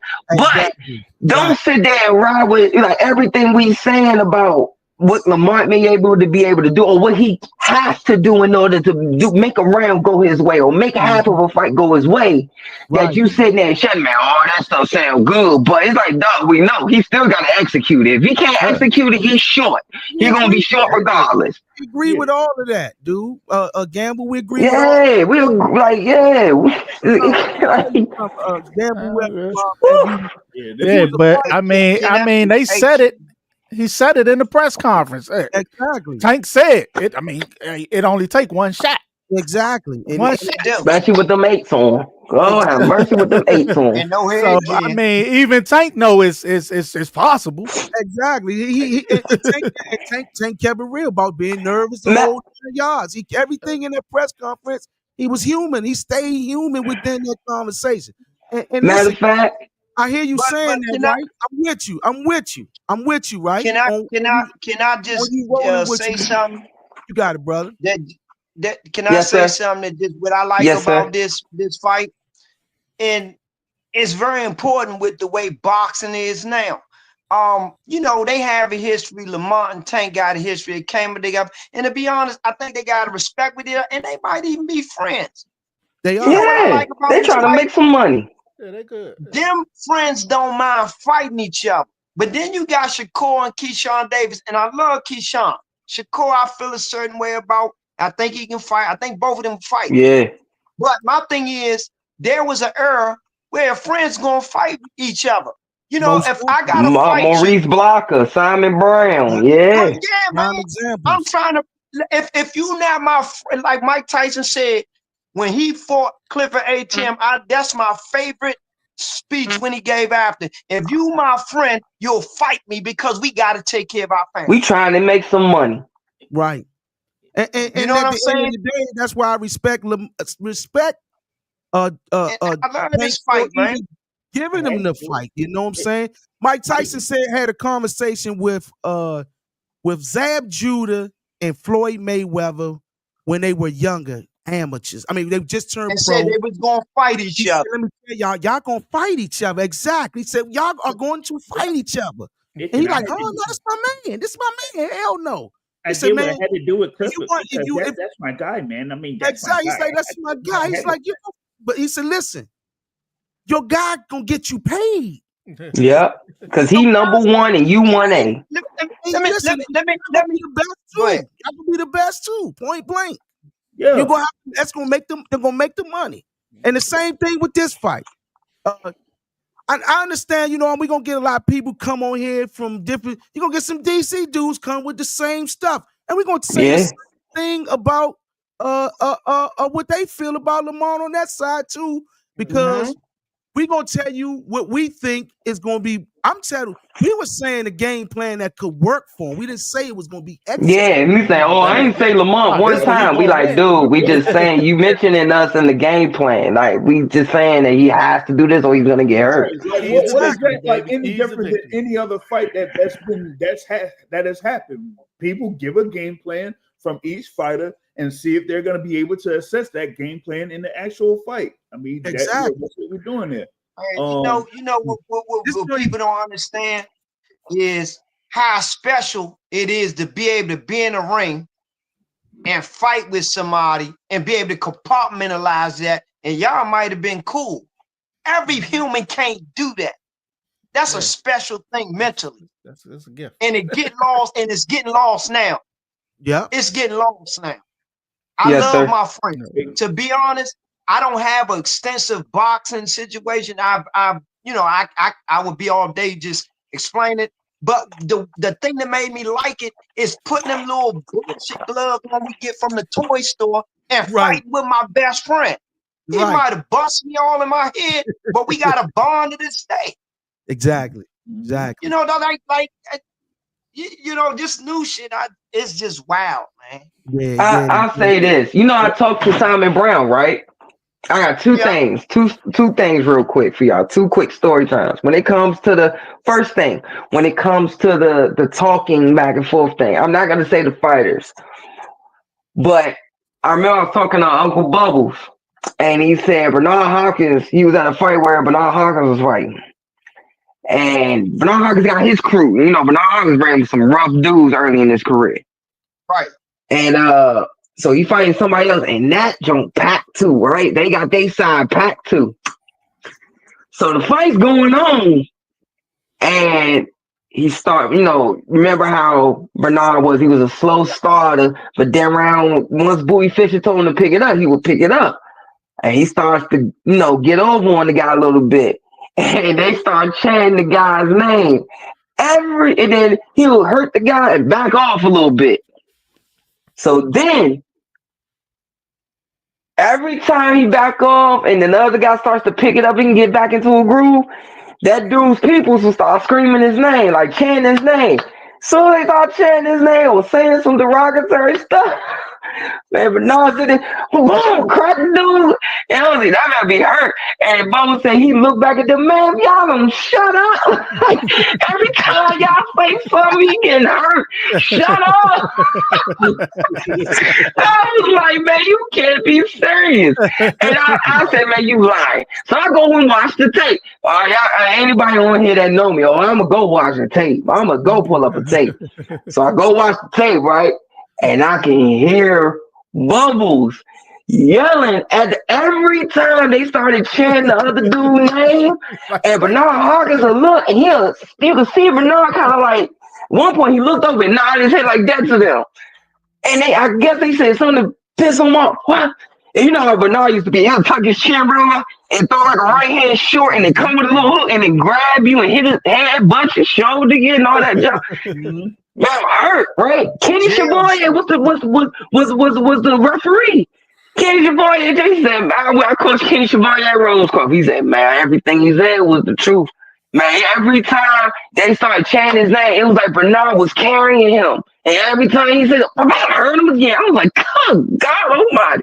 And then to the second story, I actually had the honor and privilege of talking to Simon Brown. And I talked to him privately about this.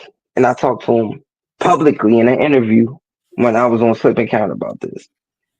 For the people who do not know, if you want to treat yourself on a bored night, go watch Simon Brown versus Maurice Blocker. They went to work. And that was a unified title fight, wasn't it? That was a unified. Thank you for that. Thank you for that. That was a unified title fight. Yes. Unification. Mm-hmm. These two, for people who don't know, they grew up in the gym together, became men together in the gym together. They were fighting on undercards together. They were in the gym, sparring partners together. Mm-hmm. When one wasn't on the card fighting, because remember, people forget Maurice Blocker made it to that level before Simon did. Yes, he did. And when Simon was still coming up, who would be there in the near the corner screaming and hollering? Maurice Blocker. And they said, Don, he told me, go back and look at the episode of Slip and County. He said, man, Don King called us there and me. We sitting beside each other. And he told me, he said, the way you're sitting is where Maurice was. And when Donkey said, this is where it's time and we were out to fight each other and neither one of us lost, we had our belts. He said, I turned and you could see him do it, reenact it with me. He goes, he said, I went and extended my hand. Maurice shook my hand, gave me a hug and said, we're going to make some money. And I asked him, go look at the question I asked him, which made him tell the story. Because what I heard from the old pros, I said, Mr. Simon, because Mr. Simon knew my dad as well. I said, Mr. Simon, my dad told me something and I don't believe him. My father ain't known to be alive, but I don't believe him. He said, what? Is it true y'all beat the hell out of each other like that and y'all still went on a double date? Yeah. And he said, I'm dancing. I'm like, that can't be real. He said, oh, yeah, but not that night. We had to go to the hospital. Then afterwards, we still went on our double date. That's a true statement. And guess what? That's what make the fighters that go at the sport like that special, just being human. The average human can't compartmentalize that. Yeah, exactly. That's something special. It's up for me forever. And then they did it again. Man, and then they did it again. But this the thing. You forget, Uncle C, they did it again. Like they fought, and he said, "Oh, we were supposed to that night, but no, we had to go to the hospital. We had to go to the hospital. Then after the hospital, then we still went on our double date." I'm like, Right. It's crazy, bruh. And you know what's JR? That's what makes this fight so special. It's you if you listen to Tank, right? He started off trying to joke with Lamont father, right, about his hand shaking. Yeah, But then under his breath, he said, "That's my man, though. That's my man. That's my man." Though. He that's couldn't even keep courage. He had to break kayfabe on it. Exactly. Yeah. If you pay attention to it, he didn't really want to go there on him, man. He said, "That's my man, though."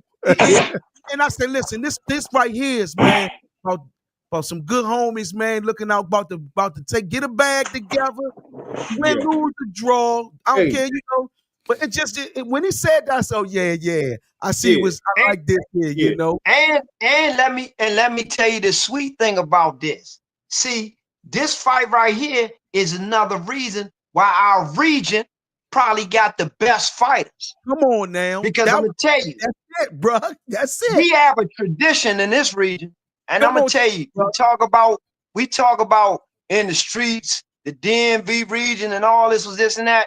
Man, kill all that. People is dying and going to jail. When it comes to boxing, we are the region. Mm-hmm. We are the region.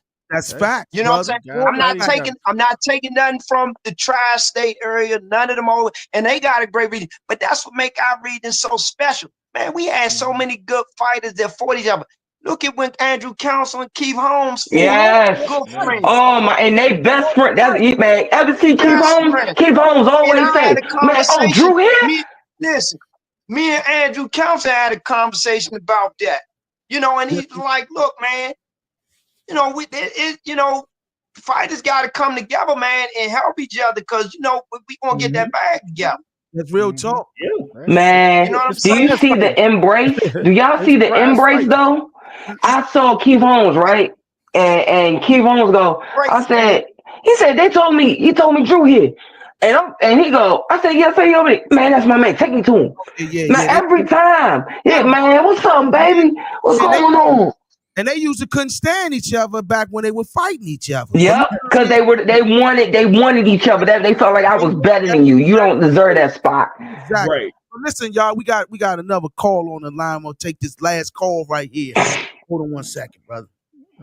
It's the last caller right here. But to that point, like that's why, like you were saying, it's like DMV fighting each other. That's why it's sort of the cat point is DMV business.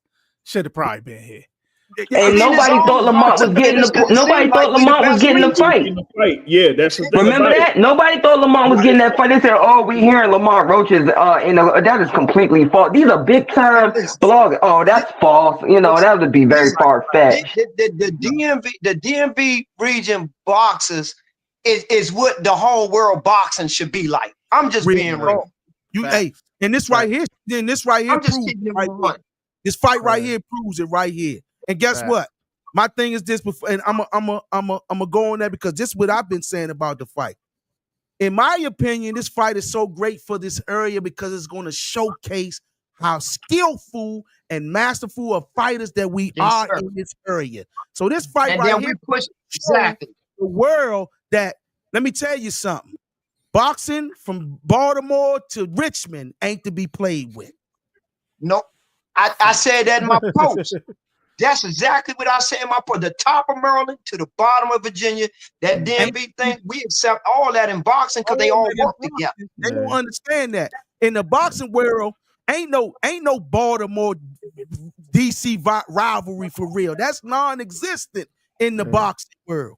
Let me tell you something. In the boxing world, when we go to them nationals. Yeah, Region 3. On the back of Washington, D.C. Everybody. So all that Baltimore, DC, that's non-existent in the boxing world. They only using that tactic to sell the fight. That's all the fight. Yeah, that's it. It's time to fight with that. Well, hey, before You got it, bro. you go on that call, I wanted to get on another thing JR said in reference to the folks that are like, sitting on the outside and making the comments and stuff like that, repping fighter and that type of stuff. And you talk about boxing. Boxing can be the loneliest. Well, Yes. it's a sport, but as the saying goes, you don't play boxing, right? Exactly. So when it comes to getting in the ring and doing your thing, and you try to execute as much as possible, but you come up short. This is where it could be the loneliest sport in boxing, because it's one thing when you have folks with you when you win, but it's a completely different thing to see who's there with you when you lose. When you lose. Hey, And I'm gonna bring And I've been a part of that. right. I've dealt with that. Right. You had a world title fight, Luis Alberto Lopez versus Angelo Leo in Albuquerque, New Mexico. Oh, It was a very, very good little scrap. Then in the 10th round, Angelo Leo gets in there and gets like one of the candidates for knockout of the year to become the IBF champion, right? And this is Luis Alberto Lopez, who's like a road warrior. He don't really have like any fights that he had was basically on the road, even when he was champion. He loses. He goes back to the locker room. The only folks that would be there with him is basically his family. But who else came there with him or went in the locker room with him? Oscar Valdez. Oh, wow. Yes, sir. You know what I mean? Yeah. So it's about, because sometimes when you have it like that, your mind, your whole thing could come crashing down after a loss. So it's like, it's a whole nother thing when folks are there with you after you lose. There was like another recent example of it where David Benavidez like reached out to somebody that had their first pro loss. And after that pro loss, they were like, dash. And that's the thing. When you're undefeated, you feel like you're untouchable. Real talk. But it's something when you have that first loss. Real talk. And that after the caller, I'm going to piggyback on that. After the caller. What you're going to do for the rest of your career. How you react after your first loss. Hey, bro, that was... Hey, y'all brothers is on the roll today, man. I'm telling you, man. Everybody, I mean, I think this is an all-star shootout right here, man. Yes, sir, baby. Starting five. Right here. We're gonna have to do this again. Look, starting five at the All-Star game. Get Marvin Gaye to sing the Star Spangled. Oh, man.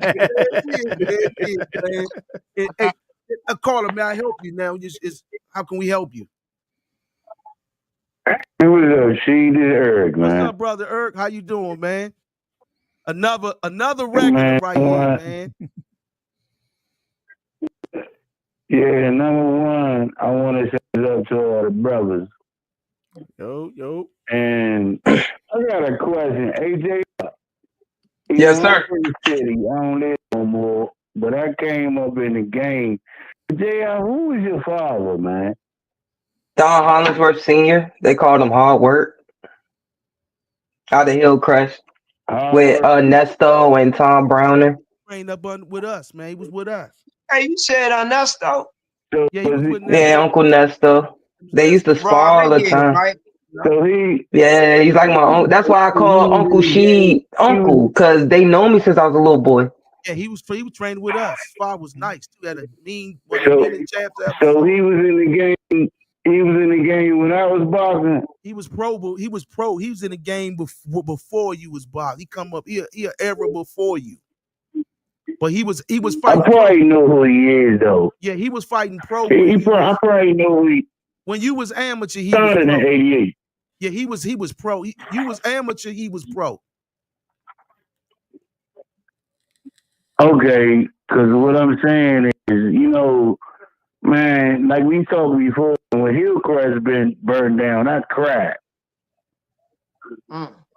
Because when I was when I wanted to turn, I was gonna leave Tacoma Langley, and I wanted to get with either Larry from my Mooney or come up there with McCann. Yes, indeed. Hey, brother, what's your take on the fight, man? What's your take on the fight? Yeah, I want to speak on this. Y'all might not agree with me. Okay, we know both of them brothers can box, right? But the whole thing said, other than the pit bull, fight, that's when Tank showed that he could box. But my opinion is, I would love to see Lamont come out with the basics. You know what I'm saying? Yeah. Jab, right hand, move, you ain't got to run, but sit down on what you're doing and touch the body. Because the whole thing is, Tank is a thinker. And Tank will take a few punches to see where you at. Right. And then he gonna throw that bang. But what people really realize is you can put your hands out there, let your hands go, and make a folk knock themselves out. Mm-hmm. So what is the best game plan in your opinion that's going to work for Lamont Roach? What do you think his best game plan should be? Fighting a master puncher and a boxer, but we never got to see that. Right. Very, very few. But what do you think is the best strategy for him? All right, we all know that they fought 12 amateurs, but that was punches and bunches. Right. So what I'm saying is he need to get out there, keep his hands moving, touch that body, keep his head moving. And I ain't saying run, but use your ankles. Exactly what I was stating too. And I really feel that if it go 12, if he keep doing what I was just saying, keep doing what I was saying, he can pull that out. But at the same time, when we came up, you had to knock the champ out. Beat him real bad. Yep. Yeah. It changed. The game. After Leonard B. Hagler, it changed. Yeah. And that's what I was saying about if he can make the fight ugly to a certain point, he might got a chance to win, even if he don't, if he can just keep Tank from looking the way everybody expecting Tank. Yeah. Exactly. When y'all was talking about Ray and Hagler, I'm 50 years old, but I still go through this argument with certain cats. So everybody think they know boxing. But and y'all all know, if you ain't been there and put that head in, wrap your hands and put the glove on, you don't know boxing. That ain't nothing to play with. Ray went and did what he's supposed to do. Yeah. If you in there when you said it early, I'm not gonna go in there with a slugger and sit there and bang with him. Exactly. Exactly. I'm gonna keep you away from me. But I'm gonna drop that right hand, that right uppercut, left cross, left hook, right cross. But I'm gonna touch your body.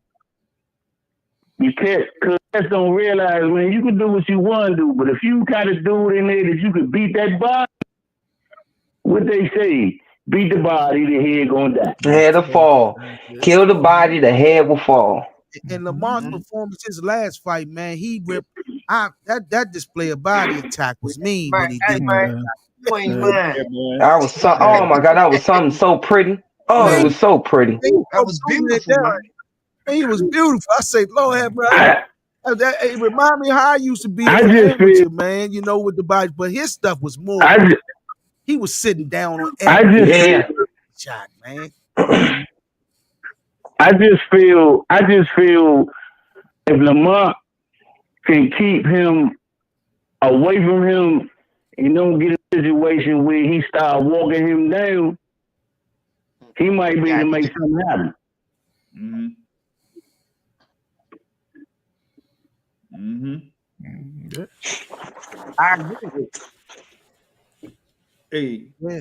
I'm trying to get things together so I can come home and go to New York. Yeah, you see that, Joe? The only issue I got is, man, I'm scared of, you know how we are for the city, but you know, Baltimore cats always be like Baltimore. I mean, like New York. Nah, they got their own And flow, Baltimore man. has a lot of, and I love Philly because my best friend was Philly, but Baltimore always had a lot of New York and Philly influences. Yeah. So I'm not worried about Font and Tank getting ignorant. I'm worried about the cat out in the seats. Exactly. Yeah. I don't really think it's gonna be no issues up there, man, with that, man, personally, man, because We've been co-mingling for a while now. yeah, Like, we've been competing with Yeah, with for a good little while. Yeah. man, you know, I mean, because other than this competition thing, if I'm in Florida, I'm rocking with the Baltimore dude, man. You know what I'm saying? I'm rocking with the Baltimore dude. Yeah, Because but that no, dude's you he's a said homie to right. me from a distance because yeah, but we 30 miles but away, yeah, man. You know, we 30 miles from each other. but like you said, it's always been the Baltimore DC issue, but that was street ish. that was bad. Straight When it and comes And in to that, jail. but that ain't, yeah, something but different. that ain't really how it's rocking now. Like a lot of them youngest going to Baltimore to party. They coming down here to party now. Yeah, Like it's Yeah. not the it's same, man. the youngest is totally different with it Okay. now. It ain't like that no more, man. And then back then, What? it just was all joning talk. It never was Yeah. it was never no real, Never no know issue like with that type real of like stuff, you back know. and forth. It was just all Nah, just talking I'm to each other, you know.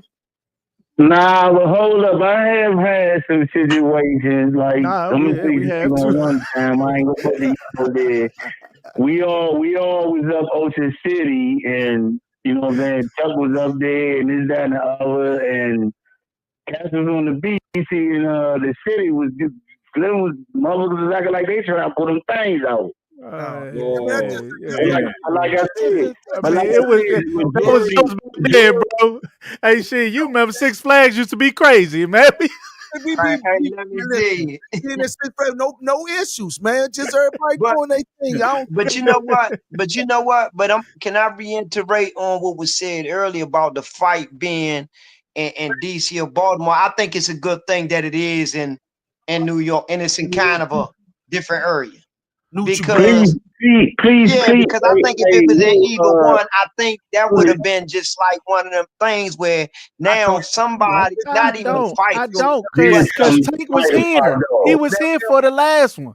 now He was here for the last. A lot of Baltimore dudes came down. they did, but you right, know what? But listen, let me tell you something. We both see DC. It had flopped in terms of like how Baltimore still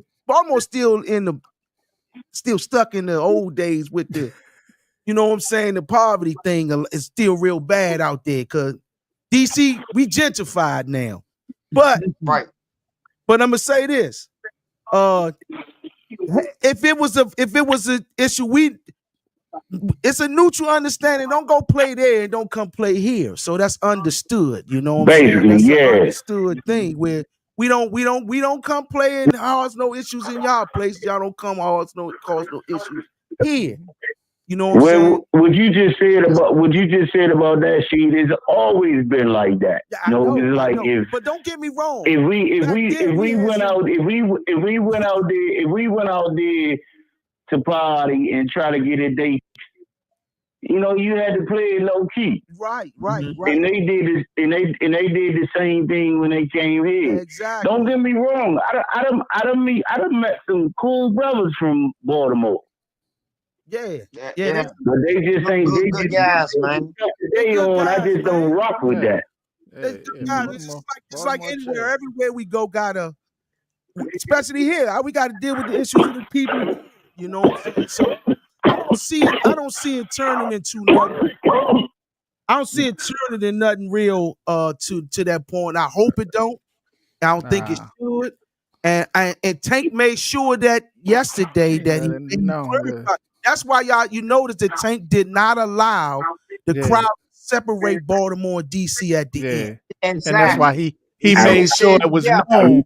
He made sure it was known. Like, nah, I rock with DC I too. rock with DC too. This a home joint for me too. Like, Exactly. This home for me. Y'all don't. That's what I loved about it, cause he come to the city. He trained. So like to me, even though he's from Baltimore, because he come to the city and train and deal with cats in the city, he accepts it. Exactly. Right. Exactly. That's why I'm saying this gonna be a great fight. Man, he done had like a few fights when he was coming up. Like his first couple fights coming up were in DC. DC. So and not only that, and guess what? Let's not forget, he got that bond with them Peterson brothers too. Exactly. He was a little boy, he running around That's with who. them. Yeah, Lamont, Ty Barnett, and Anthony. Lamont, that's a good thing, man. Exactly. So he don't want to. That count. All that count. To him, it's like this. To him, it's like this. You know. Hey, but I don't know if it's true, but I heard Gary Antoine supposed to be on the undercard. Is that true? Yeah, that's true. They're working on it. Yeah. Yeah, Ryle Valenzuela for the WBA 140 belt. Yeah. That's good. Good. He got championship shot. Good. So is it the rematch? Nah, it's Ryo. No. What they got is they're gonna have Pollo fight Sando Martin, right? And they're gonna have Gary Antoine versus Ryo, and then whoever wins. And Pollo win against Sandor, then they're gonna do a rematch for unification. Nice. But he is fighting. Fighting for a title though. Russell is right. Yeah. Okay. Good. He get yeah. That's what's up.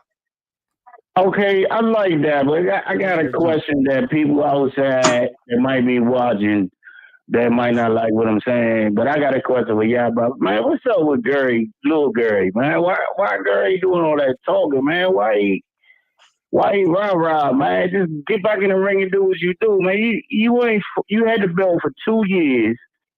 You lost. You hurt yourself, but you did a hell of a job with one hand. Hell of a job. They should have given that fight. He won that fight. I think he won it too. I'd be going at everybody too if they took something from me that I earned. Snatch my belt, bro. Gonna be on the target list after that. Yeah. I'm mad at him. But the whole thing that got me tripping is like y'all earlier. That's the issue I got with our city, man. Listen, brother. Let me say this. We all rock, and we all love the city. You hear me? The whole issue is we still on that modern day slavery, hating on each other. And you know, Rashid, we said it earlier. All right. Hold on, brother. I'm sorry. Hold on. Yeah. But folks got to realize, hey, Gary trying to get a fight too. You know what I'm saying? Gary trying to get a fight too. Like the other thing you're working on. Hey, whoever that person was, call right back in soon as I understood they wanted to fight. I think that was just some ego thing, but I just wanted them to fight after they made that break. Irk, hold on 1 second. I want to let this person know that tried to call in. My apologies. I hit the wrong button. I was trying to put you on hold. Please call back in. And what I'll do is I'm gonna let JR, because he had something to say in between the call that just called, and I'm gonna place you on hold when you call back in, and then we'll get your point after JR get his point off. Listen, brother, Irk, you gotta wrap it up, man. I gotta move on to the next thing, brother. Hello? Yeah. Go ahead, JR. Irk, back in. I'm gonna have to tell Irk. We gonna have to call. Go ahead, JR. So, to Boxing Source's point about the loneliness of this sport, I'm not gonna say the fighter's name with this story, but I was in this corner, I was in this camp, right? And when he was knocking everybody out, and I mean he was putting how I was raised is you're supposed to get rid of tomato cans. But if you want to see a guy that's developing as a pro, it's not that he's fighting tomato cans, it's how he's getting rid of them. If you see him, how do you see him progressing? Like, oh yeah, he fought a tomato can, but how did he get rid of it? You know, and he was doing it in some beautiful ways that you could say, okay, he really getting better as a pro. But you saw all these people, right? All these people, you know, they were pressed to be in the dressing room. I mean, pressed. And I always wondered about that. Whether it was at Rosecroft or even right now at the sports entertainment arena, people be pressed as hell to be in that dressing room. I'm like, what do you want to be back here for? Yeah. There's nothing back here. It looks like a giant driveway. Like, why are you, what do you want to be back here for? There's the showers. There's the doctor. Yeah, and that's just another locker and another locker and another locker and another locker. That's all that's back here. But they want to be pressed to be around. I never get my father told me at an early age, he said, man, people love to be around fighters, but nobody want to be fighters. And I never forget when he said that. It always stuck with me. It still, you know, that joke rings in my head every fight I go to because I see it every time. Everybody want to be around fighters, but don't nobody want to be a fighter. They love to brag that, yeah, my man do this. And they really be looking like, and I said this on a previous show about a lot of the dads that be promoting their sons. A lot of them be like, y'all ever been to a party and two dudes about to get into it? And you go outside, right? We all go outside because they about to handle it, right? But one of them got a girlfriend. One of them got a girlfriend. And that girlfriend talk more shit than he do. Every time. Oh yeah, he gonna do this. You better. We'll both whip your ass up in. There's always that one. There's always that one who got a girlfriend when they about to fight. She talk more shit than he do. Every time. And that's how I be. And then I was around that fighter. And then when he lost, and the worst part about the loss, it wasn't a bad loss. He got robbed. I mean, really robbed. And he asked me, because he knew I would be honest with him. Do you think I lost the fight? I said, nah, you really won that. Because he know I tell him in a heartbeat, man, you fought like some shit. He knew that, but he knew that with me. He knew that. Man, did I lose that? Man, you didn't lose that fight. You know you didn't lose that fight. You dropped him in the first, hurt him in the second. If you could get this guy one round. It was a 6-rounder. And at worst, you could get this guy one round. But the craziest thing happened. We walked back through the tunnel. We went into the dressing room. And he fought at this place before. It was just me, him and his trainer in that dressing room, and his son in that dressing room. And when we were in that dress, he had his own dressing room. And I said, I know you're not tired, but just stay there. I'll take care of you. And he said, thanks, little bro. And I was like 19 at the time. He was like, I was 21. He was like, man, nah, that's cool. I said, nah, just rest. You got a lot on your mind. I got you. I put his outfit up, put it on the hanger, got his boots and everything set up to where all he had to do was just, after you get dressed like you try to just grab your stuff and walk. I already set it up for him. Put his check under his stuff or whatever so you can know to get it. But there was no one in that room. I remember when he knocked the guy out. He had just fought at this place 2 months prior. People knocking at the door and wanting to come in after the fight. Yo, can I get a picture? And where y'all at now? Even if you feel like, man, he don't want to be around nobody. I don't want to be around him right now. Even if you think he's gonna behave that way, you can at least, hey man, I'm just checking on you before I leave. You all right? You need me to stay? No, you good. Hold on 1 second. It's another caller calling in. I'm gonna get him off, and then this will be the last call we take it for the day, and it's just gonna be us talking from here on out, fellas. I'm gonna ask you. All right. Hello, hey, how can I help you? This is Second Win Sports Media. You live with me. Hey, what's up?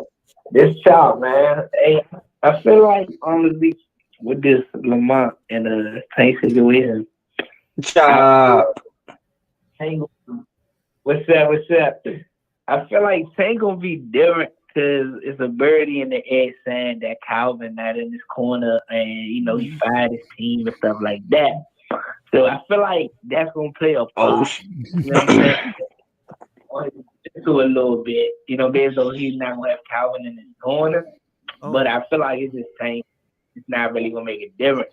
But Lamar got stuff in his bag.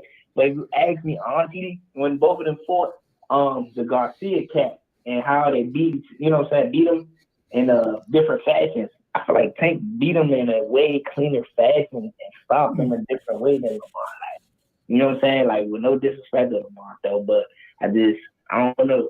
I don't know. This is one of the things. It's like one of them teeth biters. You feel make you cringe because you don't really know. Yeah. Where you get your sources from though about this, Calvin? Where you get that? It's a little birdie, man. You know the boxing world. Come on, man. Okay. Yeah. You might know something, man. I mean, I don't know. I've heard it in the beginning. I don't know how true that is. I heard it before, and I made some calls and found out it wasn't true. But so I don't know what's going on. So I'm not gonna be the one to say you right or wrong. Okay, brother. That's a birdie. It's a birdie. Hey, we got to wait till the fight, right? Exactly. Said the fight. Watch the fight. Listen, one thing about if y'all ever pay attention to Tank fights, man, y'all notice that it's always somebody he mad at before. He mad at something. Yeah, every time. So it seems like this is I think this is a Leonard Ellaby playbook right here, man. To be honest with you, man. Let's make you mad at somebody so the people can come through to see you, and that's more controversial, which is sell tickets, and we'll probably think Calvin.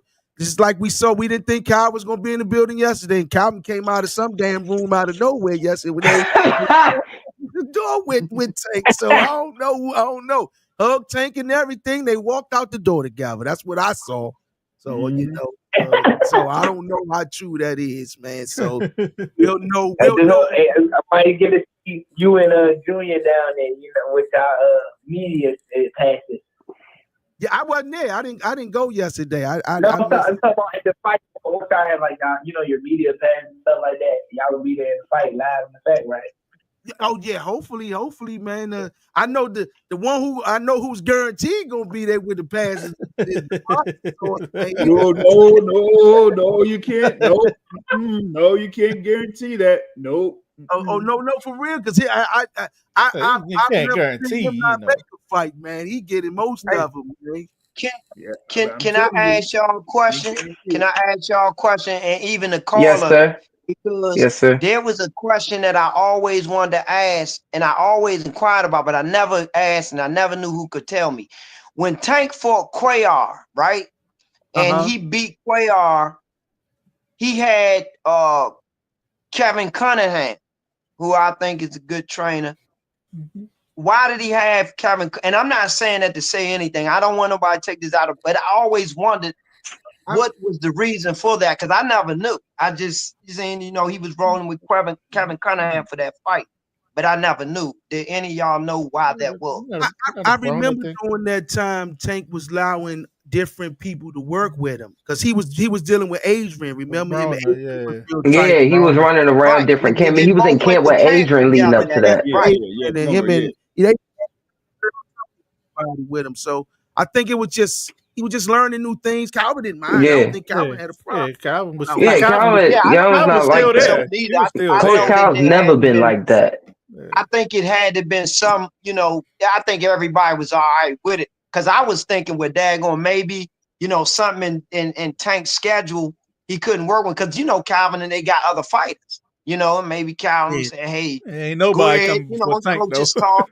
Do this for me, you know what I mean? So I never really knew that. I was cool with that because I like Kevin Cunningham because it seemed to me too he gets some out of fighters too. Yeah, he do. He's disciplinary. That's what I like about it. Yeah, like him as a.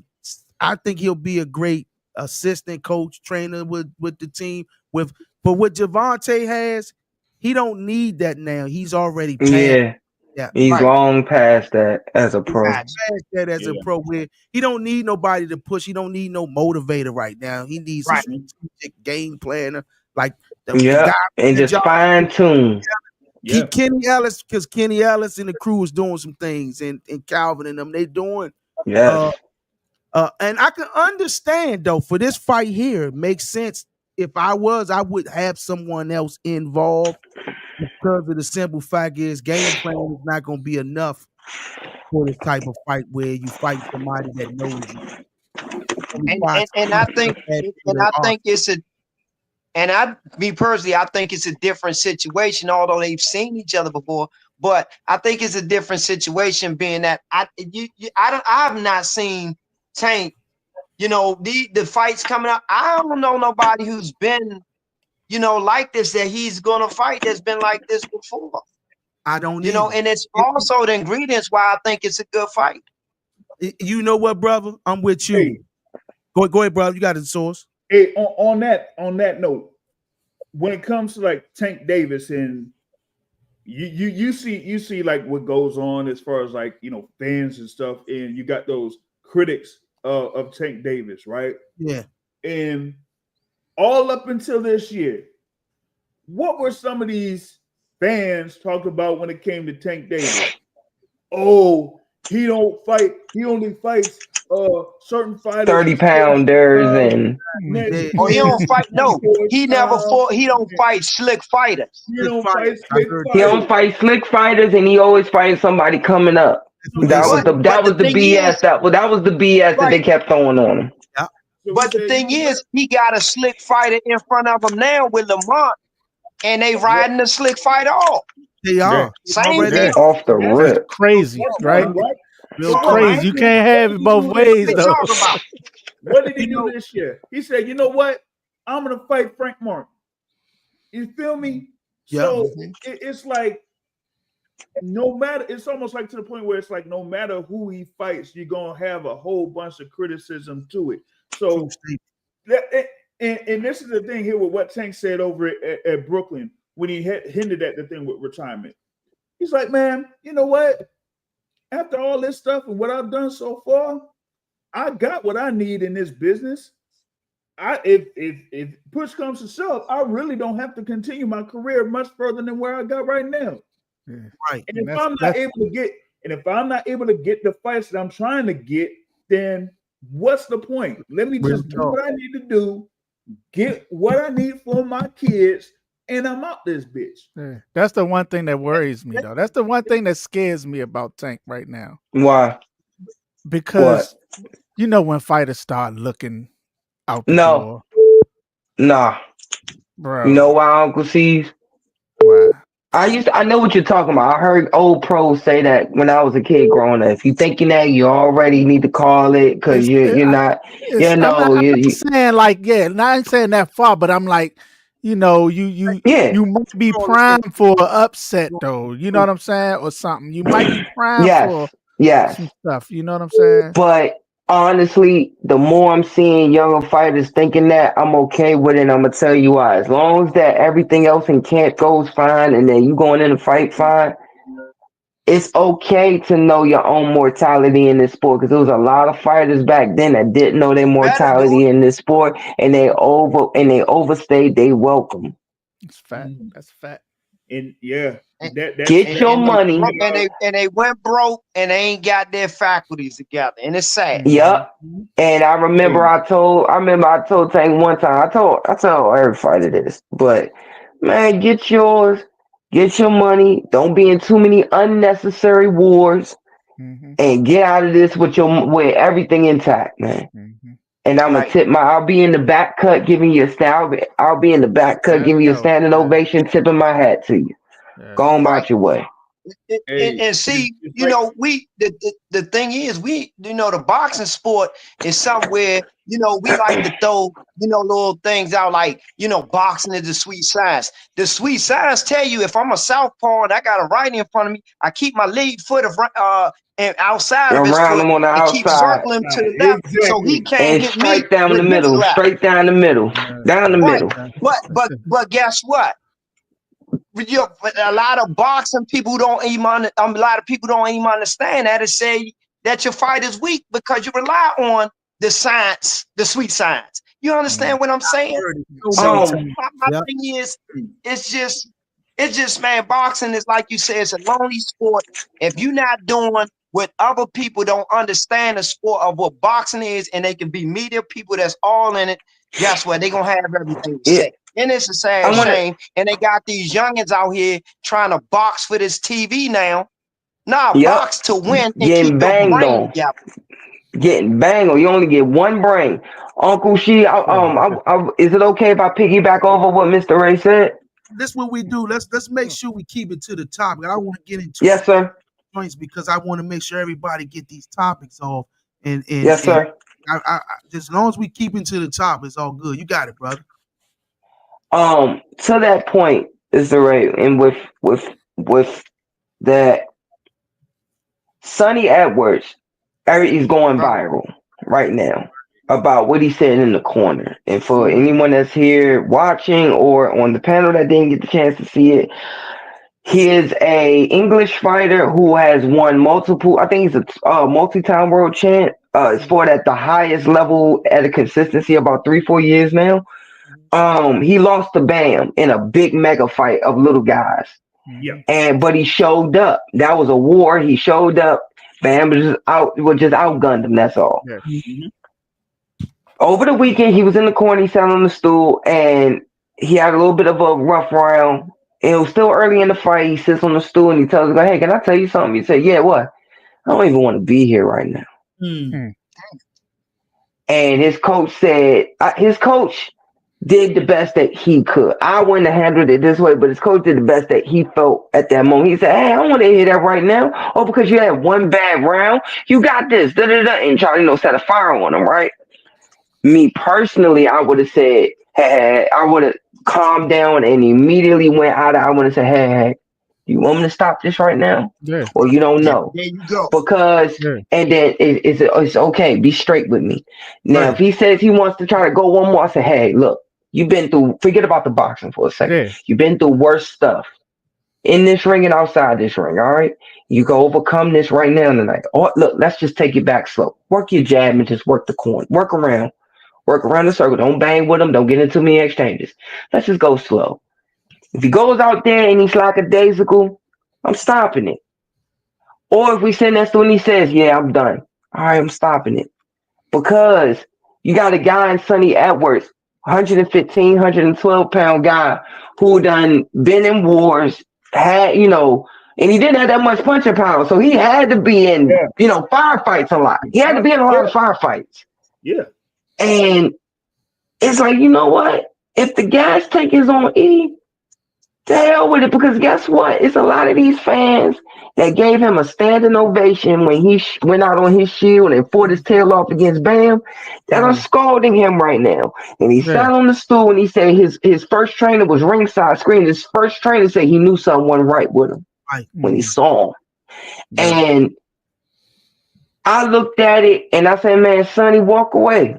Because you still got your faculties intact. After all them fights you had, all the sparring you done had, you still talking fine, walking fine, you doing all right. The hell with these people. Let it go. The hell with them. Because they is not going to be with you when this is all said and done. At the most, they're going to sit there and remember you and say, "Man, that boy can fight. He was all right." That was it. Donate $1 to your GoFundMe. Won't donate $1. You know what I always bring up to people? And people get mad at me when I bring this up. Look at when Ali took the stand for black folks. And he had to take that. He was out for 3 years. Remember that? Can you imagine if every black household just donated $1 once a month to Ali? He probably would have never went broke for them 3 years. But he was broke. He was broke that 3 years. I'm with this guy here, man. If a fighter say they don't want to fight, I'm stopping Yeah, it. you don't have to Stop be it here. immediately. You don't have to be here. Like You, we good. We ain't gotta do this. I'm stopping it immediately, man. Let me tell you something. When you got sports where you physically are getting hit and football, Legally assaulted. football, you gotta want to do that weapons. every second you involved. If you don't, the second you don't want to do it, you need to get up out of there because you can die. You're in trouble. It's Yeah. over. Yes, Period. exactly. Yeah. Exactly. You'll never be in You my know, and you got to go. You got to get out of here. And I'm man, not Uncle She. and I'm Oh, not saying that to try to make them feel bad. I'm gonna say it to them nice, politely. Like, listen, this sport is not one of them sports where you play where you can come in Can't here play and it. quit Can't something. play boxing. I know I got friends, personal friends I know personally that died in that ring. yep. Yeah. Rest in power to Beethoven in Scotland. One of my good homies from here. Fought with us since we was kids. James Bacon and them used to fight him all the time. So that guy right there died on his shield, man. Oh yes. Right. For you to come in here to talk about you want to quit, you got to do something else. Go play some basketball or something. Sub in. You can't sub in this. Yeah. Hey, Exactly. I'll do you one better. Look here, son. I'm your trainer, but my job is to make sure you get out of here safe. To these kids, he got kids and a wife at home. Exactly. The hell with a fight. My job is for you to get home.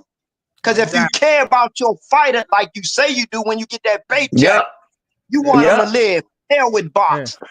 Something else. Hey, it's two. You got two people in that ring that care about your life. Your corner was the first round of defense, and then the ref is your second line of defense. Your corner shouldn't leave it in the ref hand if you say it in the corner. Exactly. You only take one shot. Yeah, that's what I was just about to say. My father told me, he still say it to this day. He always say, man, all it takes is one shot and you ruined. You ruined for like your whole quality of life change. It reminds me of that whole joint with Tyson Fury, Deontay Wilder 2, February 2020, where you seen Deontay Wilder mad at Mark Breland. And his trainer said, "Hey, we throwing in the towel. Why'd you do that? Wait, why'd you do that? Man, you taking too many shots and most of them to the back of the head. Huh? Why'd you say it? What you do that for? Man, you taking too many shots and some to the back of the head. We need to do it another day. I called it. No, you know I'm supposed to go out on my shield. Man, you a damn fool. You wouldn't be fighting right now if you.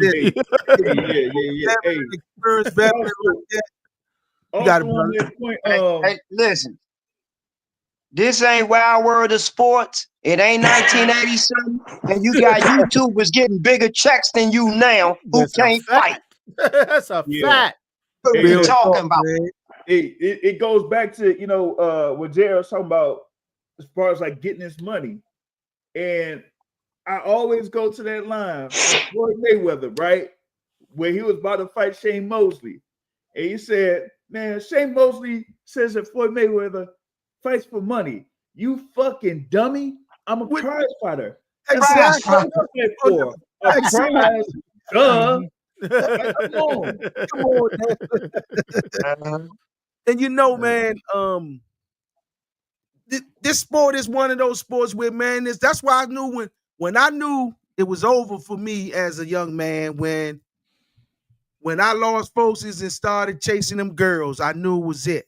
I was not going to disrespect this beloved sport, because once you get distracted and get off course, it ain't meant for you. You ain't 100% into this. Don't do it. Do something else. And you know what? You know what, Uncle She, knowing you, Uncle She, I bet you probably thought to yourself, if I'm doing this now and I make it to where I know my talent can take me, then the women really gonna be on me and I'm gonna be distracted. I know me, I'm gonna be totally ruined. Legs gone. Man, I'm gonna tell you. Hey man, boy. that's a true You statement, know, man. it's one of them things you got to be really fully dedicated. Because I was trying to do something dealing with that master division type thing, and you know, I started working. I had worked 2 jobs. I was working 2 jobs, Right. so now I can't put the time in. And then you know, and there's some days I'm going in the gym, things ain't moving as fluent, you know, and Yeah, everything. because But you at the always same time, that ain't just even the difference of you winning a fight. That could be the difference of you coming out the same way you walked in that ring. that's Oh my goodness. Now, a real lot of talk. people don't understand the hell with winning or losing. Your Right. life is on the line in there. Real talk. Mhm. Real talk. But listen, Hey, fellas, And this I want to get to this last question. This for all of us, man. And we Let's gonna go. man. This last question is predictions. Finally oh, given all the factors at play, skills, experience, mental toughness. How do you see this fight unfolding? Will it go All to right, y'all. I see y'all tomorrow. All right. yeah, I'll yeah, catch y'all yeah. on the flip side. You will, know. will it go I'm the out. distance? Or do you I'm expect out. someone to get stopped by the final bell? Like it's To get that's how you gonna determine who win. Like I don't know. Like I don't know. That's like the fact is skill, experience, mental toughness. How do you see this fight unfolding? Will it go the distance, or do you expect someone to or do you expect someone to get stopped before the final bell? I'm gonna take I'm if it gonna go answer the the question distance, first since Roach nobody gonna wanna get answer. it. I give No, I give my I'm prediction. saying if it go the distance, Roach got it, but Tank can get it on the KO. Yeah, But it all depend on who effectively do what they gotta do. Like, right, you know what I'm right, saying? Because I can't discount what Roach could do. You know what right, I'm saying? I think if he really do get in it, I think like he got the advantages in certain things. You know what I'm saying? He got a slight reach advantage. He got the height advantage. If he could keep his distance, keep his hands moving, and stay out of the way of the big shots, he could do it. right. But if he has one like slight mental lapse, you know what I'm saying? Then Tank could do it too. It's you know what I'm saying? Right, So right, right. if you put it to it, like it's sort of like I'm trying to think of the percentages, you know what I'm saying? But I Yeah, would say I don't want to put it straight 50-50, but I could go 60-40, 55-45. You know what I'm saying? okay, Somewhere yeah, like that on slightly in Tank's favor because there's certain aspects of it, like we said, the stage and the size of the event, and certain things that can push it towards that side. You know what I'm saying? right. But it's still real. It's a good fight, bro. Yeah, man. Caesar, I'm gonna come behind you with with the same thing. I'm at this point. I don't have no picks on who's going to win the fight. I never did when they even started signing the contract to fight each other. I'm gonna tell you this though. I'm gonna say this: if if Lamont Roach sticks to his game plan and executes it, it's going to be a difficult fight for Tank. Now, Mhm. if Lamont Roach don't stick to his game plan and go into an ego mode after getting hit, he's going to lose by knockout. Now, if Not right. Lamont Roach sticks to his game plan, box, move his head movement, get around, spin off, do all the stuff that he knows how to do since the age of 9 years old, he's gonna come out victorious. And I'm gonna say this also. This fight is mentally different for Tank and him. The difference is the history. You can say what you want to say. We going off. Most of you dudes that's talking about Tank gonna do this just met Tank last year. You from Just But started they watching not gonna say boxing that in the last year. comments. I'm gonna say that, and you from Just Baltimore, started and just watching found out who boxing. you were exactly. And you from Baltimore. I'm just using that hypothetical saying that let you know how where we're going with this. This other guy that's fighting him knew him since they were 11, 12, 13, and 14. 10 years old. They got These rounds guys in got that more room. history with each other than Tank do on the corner in Baltimore itself.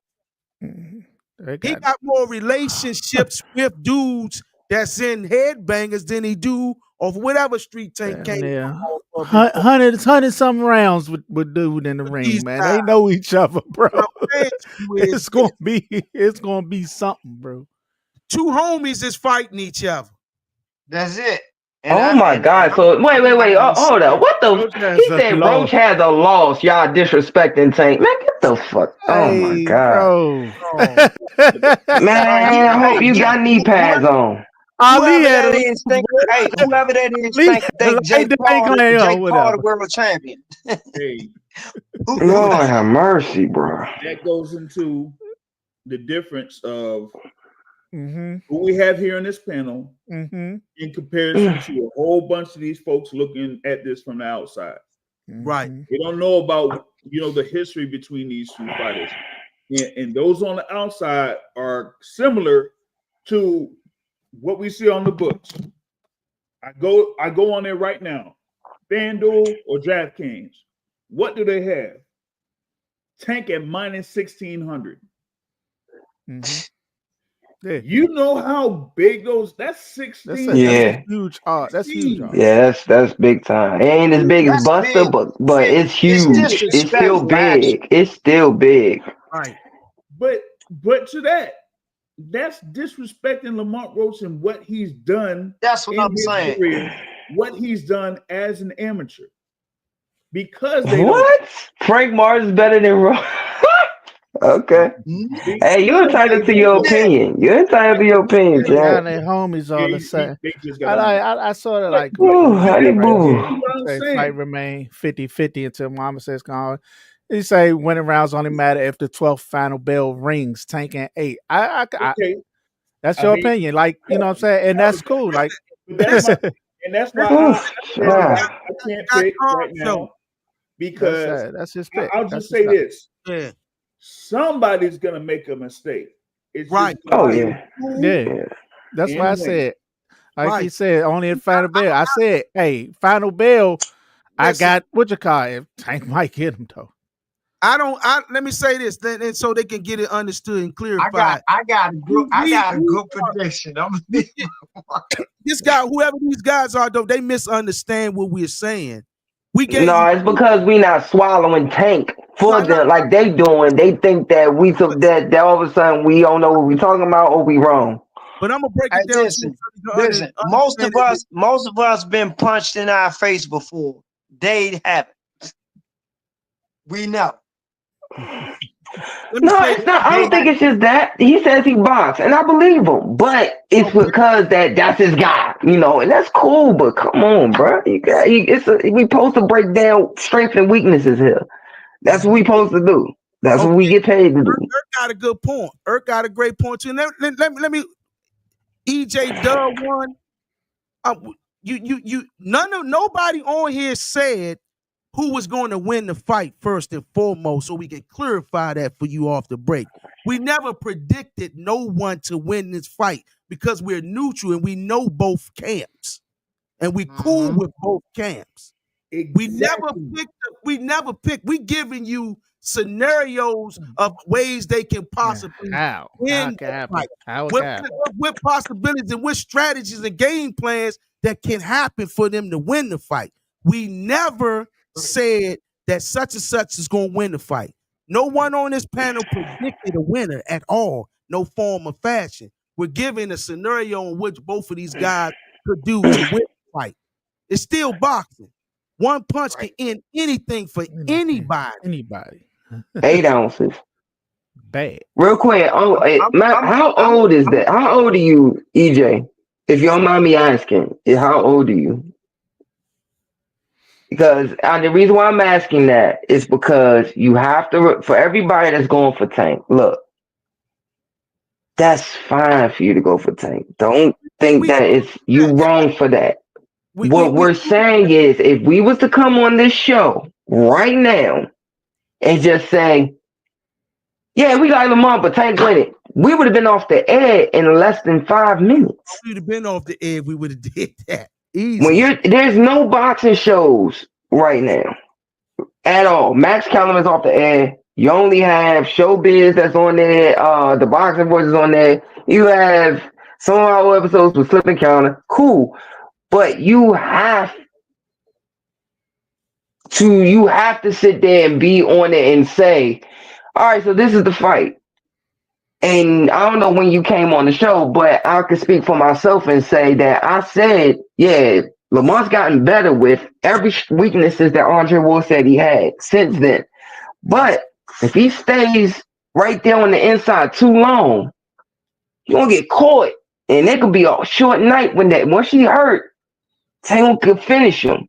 I said that earlier, that he has a beautiful C pattern, but he's been in the pocket a lot since his last couple fights. Mm-hmm. If he stayed, he could do that. But if you stay there too long, then you could sit there and turn the fight into unnecessary waters that you don't need to be in.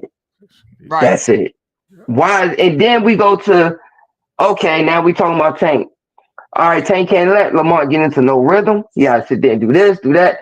You've heard everybody say that, but now you want to sit there and say, all right, we have to do this and that. Like, dude, we have to talk about each fighter, the history, what one does best, which one does good, which one doesn't do good. No, you don't know that, because if you did, you would have understood the whole thing that's been going on the show. It's okay for you to say Tank and 9. But we both saying Tank will put him to sleep if he makes this mistake. And if Tank gives away too many rounds, you're gonna let a guy like Lamont get into a rhythm when he can't do that. You can't, like, respect to your opinion, bro. It's all good. I got you. You good, bro. I got you, man. I'm gonna keep it 100, and I'm gonna give y'all my prediction. To be honest, I don't think that I'm going with Tank, right? But I don't think that it's gonna be by a knockout, because I'm gonna tell you, I think Lamont is too smart to stay and put himself in position to be knocked out, and I think he know that. Number one. Number two, I think Lamont is gonna be his cardiovascular and all of that. He's gonna be up on that. He's going the stamina gonna be together. Young dude don't be out here doing nothing. He don't, he stick to the script with that. Now, this where it get tricky at. Tank is the cash cow. Mm-hmm. But I think Lamont is gonna gain a lot of respect from other people who don't understand boxing from this fight. Mm-hmm. And to be honest, I don't, I love Tank and I love Lamont because they homies. But at the end of the day, the homies, I want to see them put on a boxing show, because guess what? I think just our region, we have the best boxers in the world. And I tell everybody that. We the only region that had 5 to 6 world champions reign at the same time. You know what I'm saying? And that means something. So I'm going with Tank, but I think it'll be by decision. And it's another thing. When it goes like that, I don't want to hear that the fight was set up or he curried him and all that. Nah, Lamont used this boxing intelligence or whatever. But at the same time, it was what it was. I think Lamont is, regardless of anything, I think he's gonna benefit from this fight. That's my thing. Yeah. I like it. I like it because it's gonna show like his skill. It's gonna get him a bigger platform. You know what I'm saying? Bigger than what he got. Like, it's gonna push him out there, and people gonna be like, "Oh, nah, Cuz could go." Like, you know what I'm saying? Right. And also, I'm gonna say this too. The guys, Tank's last few fights, most of these guys start boxing at the age of like 17, 16. Ramoli, 20. How was Rolly when he started fighting? Rolly was 16, but Frank Martin was 20 something. He hasn't been in the ring since 96. Frank Martin was 20. Put him in a trap right now. Fighting at age 21, just start boxing. I'll put him in a trap. Same thing with the guy, what's his name? He get put Frank in Martin. Frank Martin. Boxing IQ is on special education level. And Ryan was boxing, but I ain't wasn't like, you know. And listen, I'm Ryan not is let an me tell internet you, celebrity, man. I'm Yeah, not Ryan wasn't Tank. like, yeah. Tank. Y'all already know I was riding with Tank all the way around the board when it comes to this boxing thing. I was at all the fights, interviewing him, making sure he's still that dude. But when it comes to Roach, boxing IQ of a man that been fighting since the age of 9, multiple national champion. He won the every level of titles there is to have out here from age 9 all the way to becoming a world champion in his division easily. It's not going to be a simple Simon boxing match that you seen them done to them other two dudes where, listen, you run into the corner, boop, come to the right left hand, and I slide out of there. It's not going to be like that, Joe. It's not going to be that. It's not going to be that type of performance. It's going to be, they're going to have Now, okay, no, you know what? They're both Now he's agreeing with some of the things he said, but earlier it wasn't like that. He was saying that basically that we was nitwitting this whole thing. Like not saying he said the word nitwit, but it was like yeah, nothing that we said was void. But now he's agreeing. It's like, bro, we've been saying the same thing for over an hour. yeah, you know what I think is Joe? You know, I think he came in on the edge of the conversation. We must go. We were Yeah, we were trying to like stink, like. Yeah, we weren't trying to shit on Tank or something. Tank that dude, man. Tank our man. Like, Tank my favorite fight. Man, let me tell you. Hey, look. Who is that? Is that a Tank supporter that had something to say? Look, to the Tank supporter, let me just say this. Man, Tank helped me big, man. When I was locked up and I found out he won that title, that made me get home, man. That kept my mind together. I love Tank. You know what I'm saying? But Tank is in there right now with somebody that know how to box too. That's a box. Yeah. The Tank ain't been in there with nobody, man. Look at, you can't tell me that that Lamont Roach ain't better than Frank Martin. Come on now. People gave Frank Martin a bigger shot than they giving Lamont Roach. Exactly. Really? They go. Guess what What they going are we talking about? The Cavs. What they're saying about Ryan was, yeah, Ryan had a big amateur background, but he never progressed, is what they're saying. That he always leaned on that left hook, is what we're saying. But I've never seen a pro turn his back to a fighter like that. Yes, but real quick, to the skills from New Orleans, I'm telling you from growing up with him, he always would say, bro, I ain't trying to stay in this long. Like when he go back to the Frank Martin interview. It was like an interview afterwards. I think he was either talking to Gillian Wallow or someone else. But he said, man, my goal is that y'all never see me again. Right. I'm trying to get this money and then I'll be somewhere doing he been saying that since we were amateurs. He always said that. He said, bruh, like if I can, I want to be up out of this joint like way before I'm 35, bro. Like it's like if I don't get to it then what am I going to get to? This is what he actually said to who was it? Was I think it was me, Quick. I think Short Dog was there because we was all waiting. Tweezy, we were all waiting to weigh in for the Silvers at Rosecroft, and we were just talking and it just came up. And he was like, yeah, bro, I forget what fight he was talking about, but it segue into that. It ain't just a sell to fight, nothing like that. Nah, he been talking like that, and he been talking in private like that for a couple years. But he mentioned like that since we were kids. Like, and I remember we was in the stair coming out of the L. If you go on Rose, there's an escalator. We were right waiting to go weigh in. We sitting there talking. He mentioned that, yes. DJ Doug, what's your boxing name, man? I'm a research you, man. I want to come see you fight sometimes, man. But to go on what JR said, as far as like the thing with retirement and that conversation that he's had with Tank, folks don't realize that this is a life to a certain extent. It's been his absolutely life from 9 years old till about right now at 30 years old. Exactly. Yeah, on the Over sparring. 20 years. Exactly. And once A you lot of get boxing, to man. and once you get to a point where, especially if you know where you were at, and to get to at least where Tank is right now, as they say, the face of boxing, that's something that very, very, very, very few people are able to accomplish. So if Yes, you sir. had that opportunity to have all of that money, and as I bring up multiple times over when I reference Floyd Mayweather, leave the game with all of my faculties, then you go Right. right for it. Listen, I said the whole thing about being a prize fighter. That's the name of the game. It's being Right. a prize Prize fighter. fighter. Yeah. Folks talk Right. about Right. legacy, and I say it, and a lot of other folks say it. Legacy ain't paying bills. God damn it. Paying bills. Not I paying can't the pay. bill. Yep, you can't Legacy eat ain't them feeding my belts. family. And guess You what? can't. And can I add on to what you just said?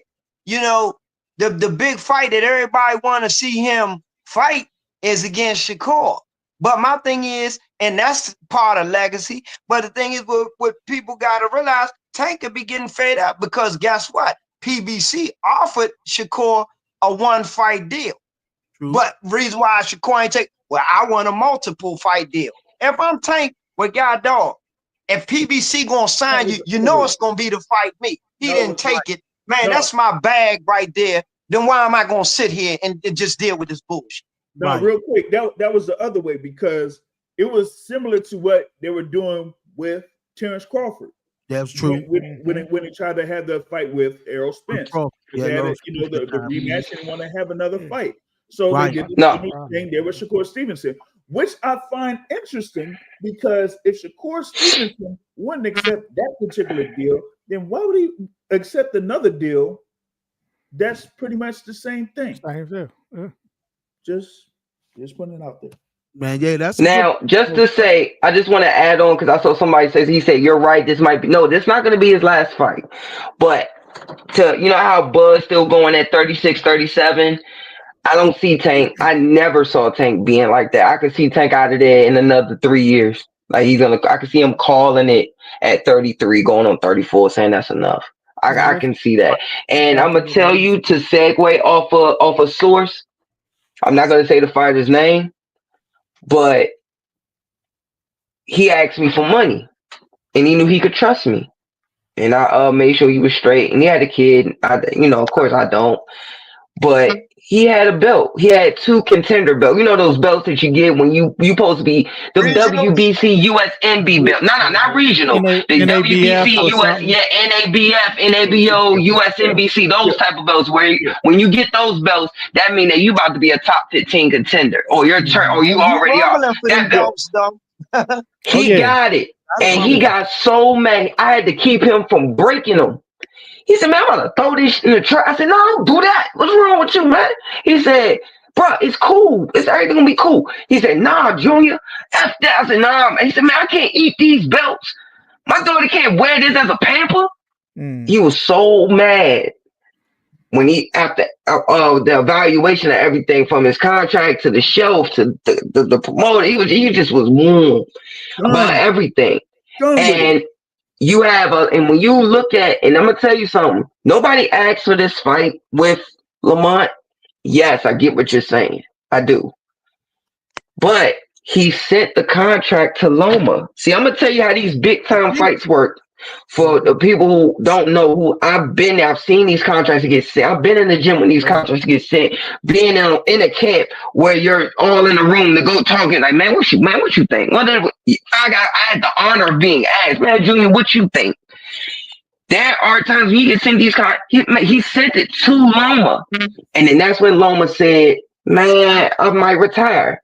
Now, a lot of people, that's a whole different topic where people say, well, they sent, you want Loma now when he old, and Loma, want to retire and all that stuff, whatever. Cool.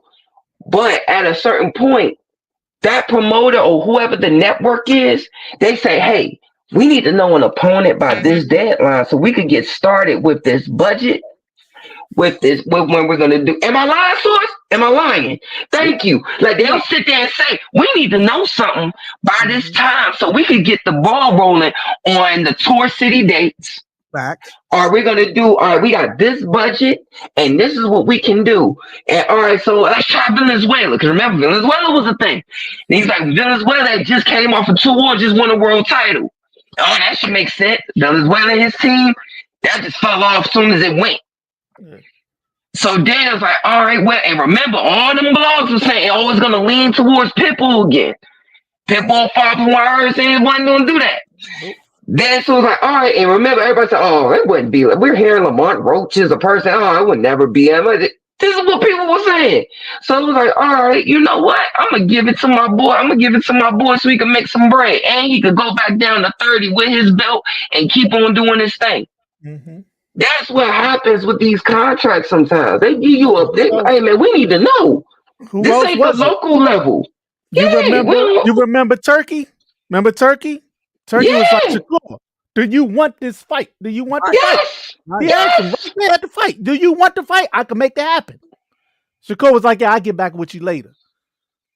He's like, nah, you guys tell me now. Yo, that's one great point there in reference to networks and what they invest in these fighters and how they say, hey, we got this date for you. This is what you can have, and you got this timetable. Or they'll present that, hey, these are the opponents that we would want you to fight in order for us to feature you on these TV days. That's one thing. But I want to go on this thing as far as like what we were talking about with the belts, and belts don't put, the food on the table and everything like that. This reminds me of when you had that Spence versus Crawford, and the announcement was on and everything like that. And they had the press tour, and they were there in New York City. They do their thing in New York City and everything. And at the end of the press conference, Errol Spence Jr. says, hey, man, I got to say this, man. You know what? There's something going on, man. We got to find out what's going on with these sanction bodies and these companies, man, because we give all these percentages to these, sanctioning bodies, and we don't know what they do with the money. They're supposed to be these nonprofit organizations, right? Right. But we in a circle know that once these fighters fight for and I'm just saying a world title, that they give a percentage of their purse to keep that title or get a whole nother title, basically, because after they win the belt, they get a whole new title after. But they get 3 or 4%, right? Right. Now, I'll take it to the top level right now, right? We're talking about Tank Davis. Another example, Canelo Alvarez, right? Yep. At the time, undisputed super middleweight champion, been a world champion, unified champion at middleweight, and all that. When he got to that level, it was like, okay, if he's getting paid top dollar, these sanctioning bodies are getting that 3 or 4% of that person at top dollar. Right?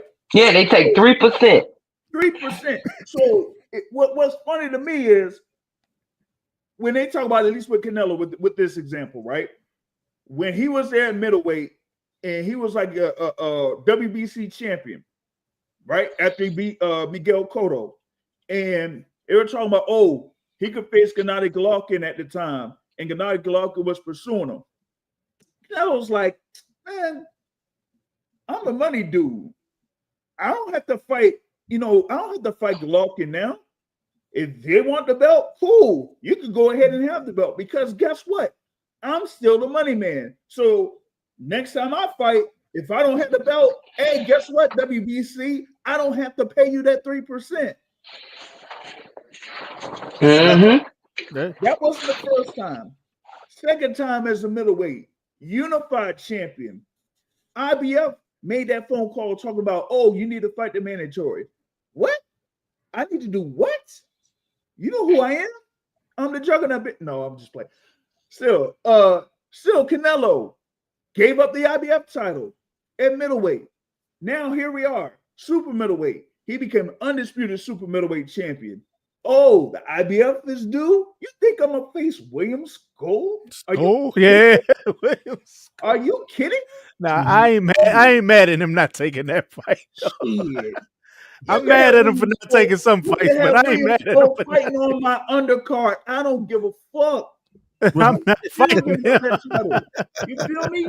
Exactly. All this stuff about, oh yeah, you could have a title and everything like that, but hey, listen, as long as they keep getting that 3, 4, 5% or whatever it is, it's like, yeah, you were undisputed champion, but it's like, okay, yeah, I fought for the undisputed title, like Canelo, like Alexander Usyk, like Terrence Crawford, like Naoya Inoue. But once you get to that Canelo, that Crawford, that Inoue level, where you're the top guy, where you get the money that you get, them belts really don't mean all that much. Nah.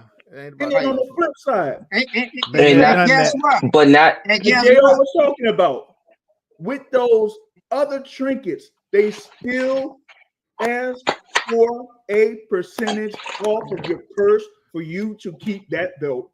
And this, you said, sanctioning fees.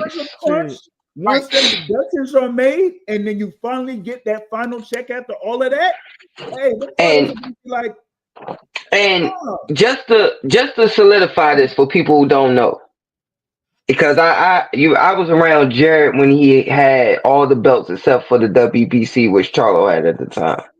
You got to remember, and a lot of these young fighters are behaving this way because you got to think of the era that they saw. You watching these 80s and 90s guys when they had to fight, some of them back-to-back wars because the promoter had them in a chokehold. Not because they were scared of the guy, but they just wanted to have a couple tune-ups after just having a war. Right. And then fighting another guy. And those two tune-ups would have been able to build this up more, whatever, they wanted to present it as. And then when it's all said and done, it's like, wait, they got this much, and then and then you look at them now and be like, man, I ain't putting myself through that unnecessary mess. And I just came from the amateurs fighting some of these tough dudes, that's how their mind frame be. But now let's get to the money part. Let's do one belt. You say you fight for $3 million. Okay, let's do $3 million. You got to give 10%. Let's say you have a small camp. So you got to pay your spawn partners. And if you fight for $3 million, you might give your spawn partners 10 grand. Let's say you give them 10 grand. You give them all 10 grand, but that's on the back end. All right.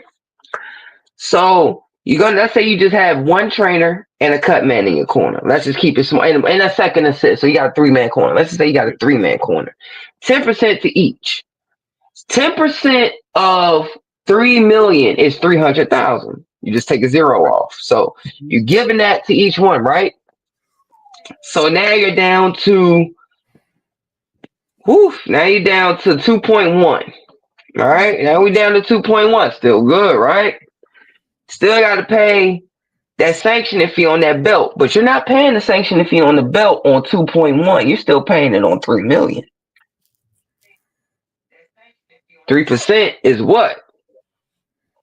3,000. 30,000.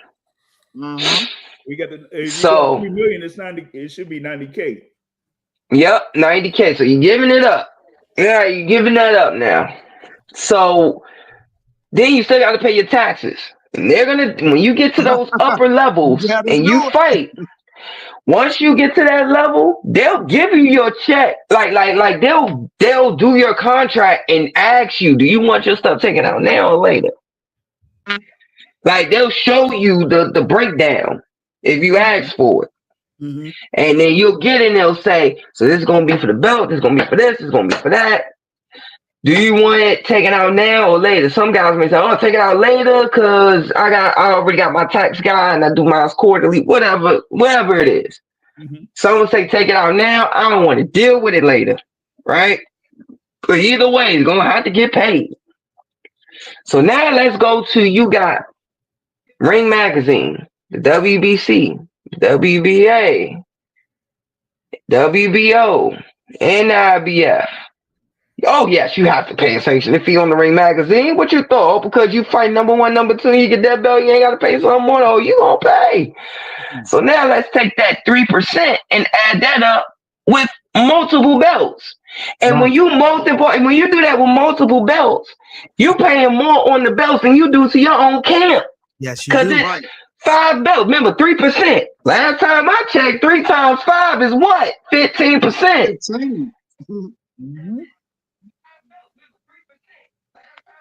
Yeah. So when you do that, it starts to add up, and then you like, wait a minute, man, this starting to this some bull, man. And then they say, then you got to deal with fighting at a certain time.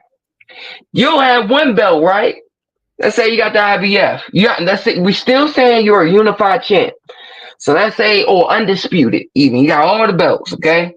The IBF can say, what's today, December 6th? All right, you got to defend by February 14th. Right?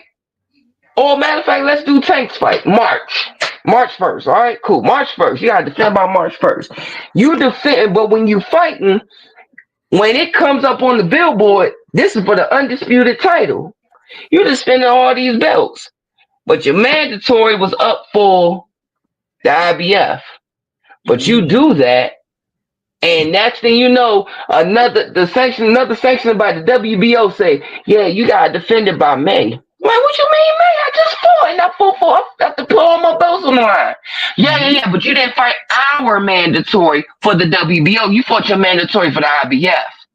He's like, look, bro, I ain't got time for all this, but you know what? Drop it. Drop the belt, bro. I ain't got time for this. Yep. But you know that. And I'm telling you what I saw.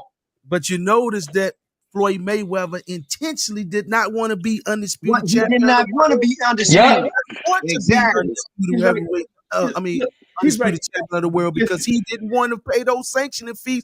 Imagine how much money they'll be taking from somebody like him that's making $400 million, $200 million. He would be pissed off. I gotta give you $2 million. I'll tell you this. For you brought up Floyd Mayweather. Of course, highest grossing fight ever, right? Or up to that point, right? Right. Floyd Mayweather versus Manny Pacquiao.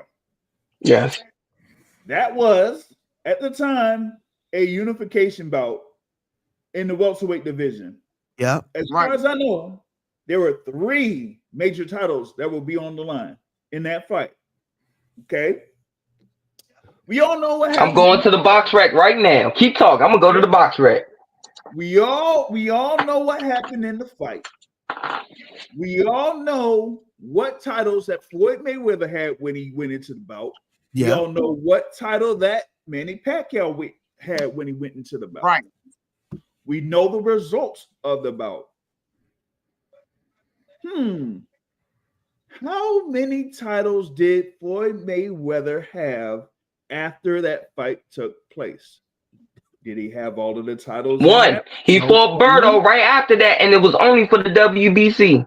That's the only one he I'm telling you that before. That was the only. I'm gonna tell you that before I even load the screen up. Yeah, well, he so that should tell you right there. He's like, listen. My thing is this: I only went in there to make sure that I fought Manny Pacquiao. That was it. I don't care about these belts. You got too many. You know what? You got so many titles. You know, we got WBA. We got an interim title. We got an international title. We got a North American title. But see, and another thing that they don't talk about when it comes to these belts is the networks control the belts. Yeah. Oh, real quick, please, Mr. Ray. Let me say this, please. I'm backing you. All right. I had a fighter, right? A friend of mine who had a world title, and I looked at him. I ain't gonna say who told me this. He had a world title, and I said, "Boy, you kicked open the door. You done snuck in and done fucked the money up. Now you gonna go snatch WBO?" He said, "I can't go after the WBO." I said, "Why not?" He said, "Well, I'm about to teach you something right now, JR. And you know a lot about what's going on in boxing, but I don't think you know this one." He said, every time the WBO title is won, who do you see it on? And he didn't say, he said, I'm not going to give you the answer because I know you're going to figure it out. So I'm standing there. And I'm like, Yeah. oh, no. What? He said, yeah, bro, that's the top rank belt. We're not supposed to touch the top rank belt. I What said, you Bob a always said. motherfucking lie. They call it what Bob always Man, man, he looked dead at me. Man, this man looked dead at me. We standing side by side in the gym. He said, man, I ain't lying to you. We said, we don't touch that belt. Hey, That's the look, top rank belt. there you go. Because and guess what? I'm gonna say this, man. Let me tell you something. When we was when boxing, when it wasn't too much cable going on, right? In the 80s, the WBC, the green belt, was the ABC belt. The WBA was the Channel 9 CBS belt. Yeah. And then when the IBF came out, they was in NBC. WBO wasn't out yet. Yeah. Nope. Then when the WBO came out, they had to put it on somebody to make that title mean something. And that's when you seen Oscar De La Hoya running around with a WBO belt. And guess who he was under? Bob Burns. And guess what? HBO at one time never recognized the WBO belt. It was on Showtime. Yeah. You never lied. Like you never remember. I didn't know that. I didn't know that. WBA. Yes, sir. Way back in the 70s. Way back in the 70s, it was basically the WBC, and that was pretty much it. That's it. And after that, that's it. WBC and WBA. In WBA. Because some of the folks within the WBC broke off and created the WBA. So you just had those two titles. Yeah. No, wait a minute. International Boxing IBF Federation was around. Oh my God. The WBA That's was crazy. the WBC came. But see, what made the IBF prominent is when they put the IBF title on Larry Holmes. Larry Holmes. Yeah. And Sure did. Yeah. I know about that. The WBC. Yeah. And you know, so that's what made the IBF something, because before Larry Holmes, when they gave him the IBF, okay, now the IBF, and that came in effect around 83, 84, somewhere around. The IBF became solidified in 1983, if I remember right. Exactly. There you go. Yep, I remember it. And you see then, because if you notice, Larry Holmes, he was boxing on Wild World of Sports, and then he went to Sports World to because he went to NBC. And if you look at that, he fought Carl the Truth Williams. Facts. And that was for the IBF title. Yeah. Yeah. But they labeled it as the World Heavyweight Championship because it was still Larry Holmes. Still Larry Holmes. And then back then, you see where they say Mike Tyson is the youngest, heavyweight champion, youngest undisputed. He had the WBC, WBA, and IBF. Yeah. He had those three. And at that time, that was the undisputed championship. They never even counted no WBO back then. Counted, nah. It wasn't. I know. We personally know. Me and JR know the WBO world champion back then. From our gym.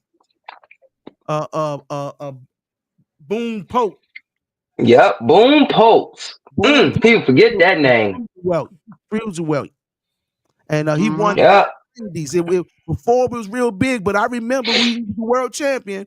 But it was just getting there, like you said. Oscar got it and solidified that belt, and Bob and pushed that belt after that. But during the time Boone had it, it wasn't that popular yet until Oscar got it on his waist. But he was the first ever cruiserweight world champion.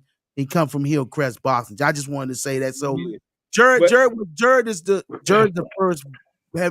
first champion to come out of Hillcrest as multiple. He's the unified guy from Hillcrest. Roach was the first world champion from Hillcrest.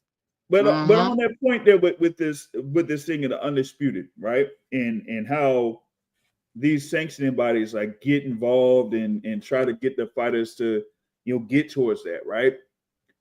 At one point, as we talk about like there in the past with the Mike Tysons or Buster Douglas, Miranda Holyfields, but the undisputeds at that time, right? It's completely different than it is now because it seems like now, what is it, 2024, right? 2024. And I'd say from 2021 to 2024, we have had multiple fighters win the undisputed championship. Yes, we had. Right. Naoya Inoue, Terrence Crawford, Jermell Charlo, Alexander Usyk, Canelo Alvarez, right? J-Rock, you can Banana. Have, what was it? Josh Taylor. All of those fighters within that short time frame won the undisputed title. Before that, you didn't even hear anything close to that. It wasn't right? even. It was. It was. Wasn't even close to that. Yeah. And the thing was, it's like back then you would think that the undisputed championship really kind of like had a certain title to it, right? To where once you get it, you would continuously defend it in that type of stuff. Right. Now, shit. First of all, one of them belts is gonna get stripped or something, or somebody gonna relinquish it. Lucky that you got Naoya Inoue still at 122 pounds defending that undisputed championship. That's real. That's real. Alexander I Usyk respect that. Defend that undisputed cruiserweight title for a couple of times before he moved to heavyweight. But outside of that, nope. You see what Canelo did? I brought up that example. Shoot, and going to the whole thing with the sanctioning bodies, Canelo versus Wu, Jermell Charlo. Oh, what did they build that as? Undisputed versus undisputed. Yeah. But what did the WBO do? It said, "Oh, we got a mandatory that you were supposed to be fighting in Tim Tszyu." But right. Come on. He got this whole thing with Canelo Alvarez, or as I say, Santos Saul Alvarez Barragan. You mean to tell me that you expect Jermell Charlo to bow down to you because of some fight with Tim Tszyu in comparison to fighting the biggest guy in the sport of boxing? Shit. I'll tell you this. I'm like, you know what? Cool. Y'all can go ahead and keep that belt. I'm going to get this money. Right. I'm going to get this money. I'm not trying to give you this money. Exactly. And I'm not trying to get the sanctioning bodies all my money either. So you can fact. Yeah, you can take your little cut. Right. Let me say this. Hey, look. A dude will win the undisputed title and he'll vacate it like one of them belts. Hey, she, you remember when we had the conversation, she? When we talked about belts not mattering and all that, it was said belts only matter until you reach a level. Exactly. Right. Once you reach a level, once you reach that superstar status, man, keep them belts, huh? Right. Look, hold them belts all the way up till people say, "Hey," because I'ma still put butts in the seat. I'm still gonna put a butt in the seat. When you can sell out an arena, we forget a belt. They're doing the Ryan versus Ryan and Devin, because Ryan was like belts don't matter. Ryan didn't care about. Yeah, I remember that. I think I was on the show that night. I was on the show. Right. I remember that. It was irrelevant because of the fact that this fight is already sold itself. We don't need the title to solidify our money. Yeah. So you know what I'm saying? The title's just as Mike Tyson said, junk. As he throw it on the table, as he threw it on the table. Yes. Telling the truth. He said, "Man, I blame for garbage." For God. But I'm gonna keep something 100 about what I'm feeling like. Okay, like for example, right? Tomorrow night, Richardson Hitchens is fighting, right? Okay. Yes, indeed, he is. And I want to watch him, but it's special to see him because to me right now, he's fighting for a title. Right. I want to see him get it. He deserve it. Yeah, get I'm that. more adamant, and it's just, but a lot of that is coming from the era where the belts did mean something. Nah, but it matters for him right now. It matters for him right now. Like it still matters for Shakur. It still matters for Devin. Right. But for Tank, it don't matter. The belts don't matter. Yeah.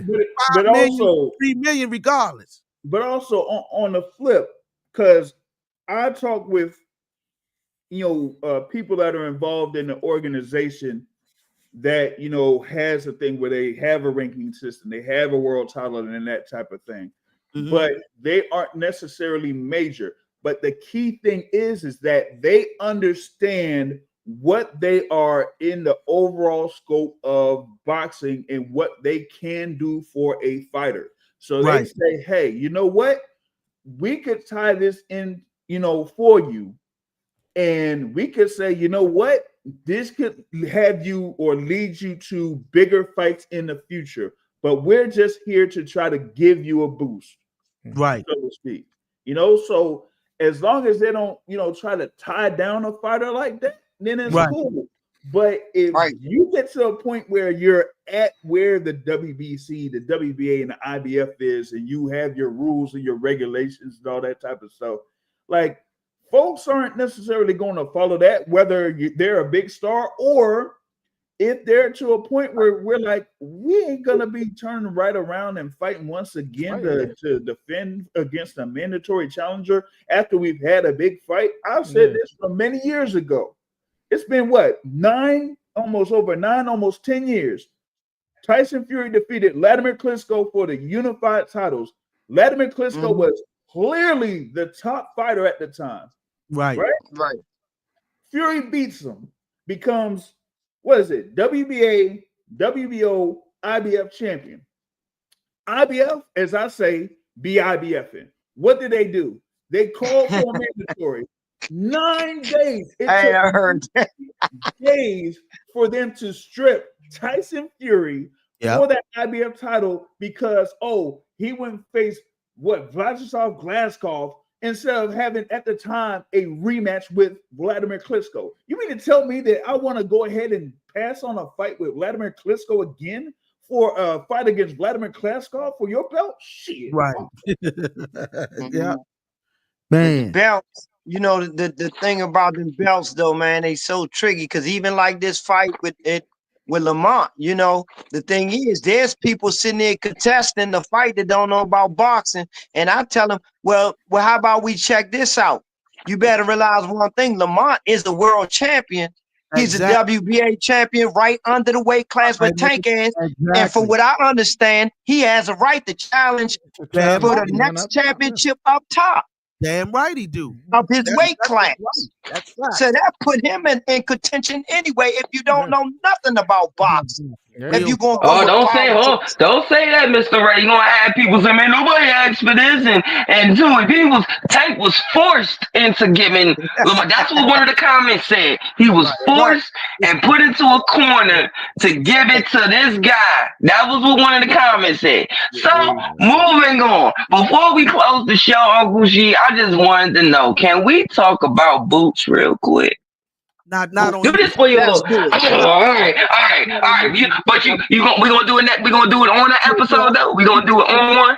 All right. Yeah, because I want to keep this for when recording purposes for people to go back and just really to get to this topic here. So, bet I'm with it. Yeah. I want to keep it with this because people looking on them pictures and they see that picture of us, and we want to keep it on that, man, for this. But we gonna get on booth. We can do this another time. I enjoy this, bro. We do this. Heck yeah. This is a blast. Hey, we was holding court tonight, man. Yeah, we were. Hey, look, we like the boxing co-op on the wire. Yeah, Hey. bro. Hey. The five families right here, man. Hey, there you go, man. Keep it gangster, bro. Man. Costa Nostra's right here, man. There you go, man. Man. Everybody's on here. Right. Yeah, that's a indeed, fact. man. But That's hey, it. if y'all in here, man, hit that like button, bro. Please do hit the Hit that like, like button. subscribe button. We need you. We gonna bring content like this. Also, go to the boxing source and hit the like and subscribe button for him. Yes, indeed. Hey, man, this brother here, man, he brings great content. Man, what we gonna do, brother? We gonna sit down and talk with you, brother. We got something for you, Ray. We gonna talk to you, man, when we get off air too, man. I got something for you, brother. Mm-hmm. Yeah, I got something for you, man. Something for you that might benefit you with bringing that knowledge on the platform, man. Man, So, all the time, brother. I'm with it, and I love that sport, man. I love it, man. yes, hey, y'all not able to see the comments on the Instagram side. Those brothers it's a brother been on here since we started, and he stuck with this whole show, man. From the salute to you, man, King. that brother been on it. He on that in the whole time. What's his name so I can follow him? Oh, I'm gonna give it to you now. His name Yeah, so I can show him love. The Camera God. Okay. Wait, I think I follow him. I think I already follow him. Salute to the Camera God. This brother been rocking with us, man. That's what's up. That's what's up. Yeah, man. Salute to the Camera God, man. He's been on that end, man. So y'all, this was a refreshing episode today, man. I truly appreciate y'all brothers for coming in here, man. But what Golden Boy, we're going to make that the next topic. I've been hearing some stuff going on. Sees this. I want to. Me too. Man, that's his guy right there, man. That's his guy right there, man. Hey, skills. Hey,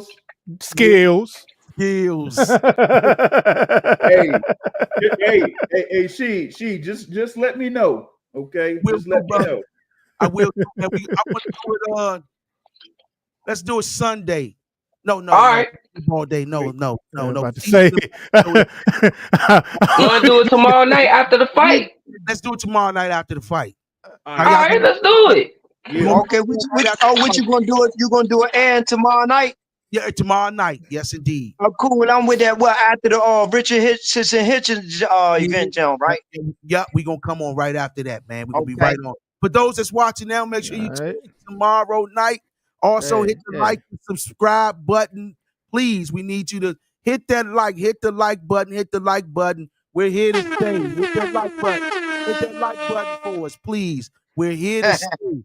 Ladies and gentlemen, it was an honor and a pleasure to talk boxing with the experts, the brothers that really know this sport, who live and sleep and die by it, not only in the physical form, but in the mental form, as well as in a service.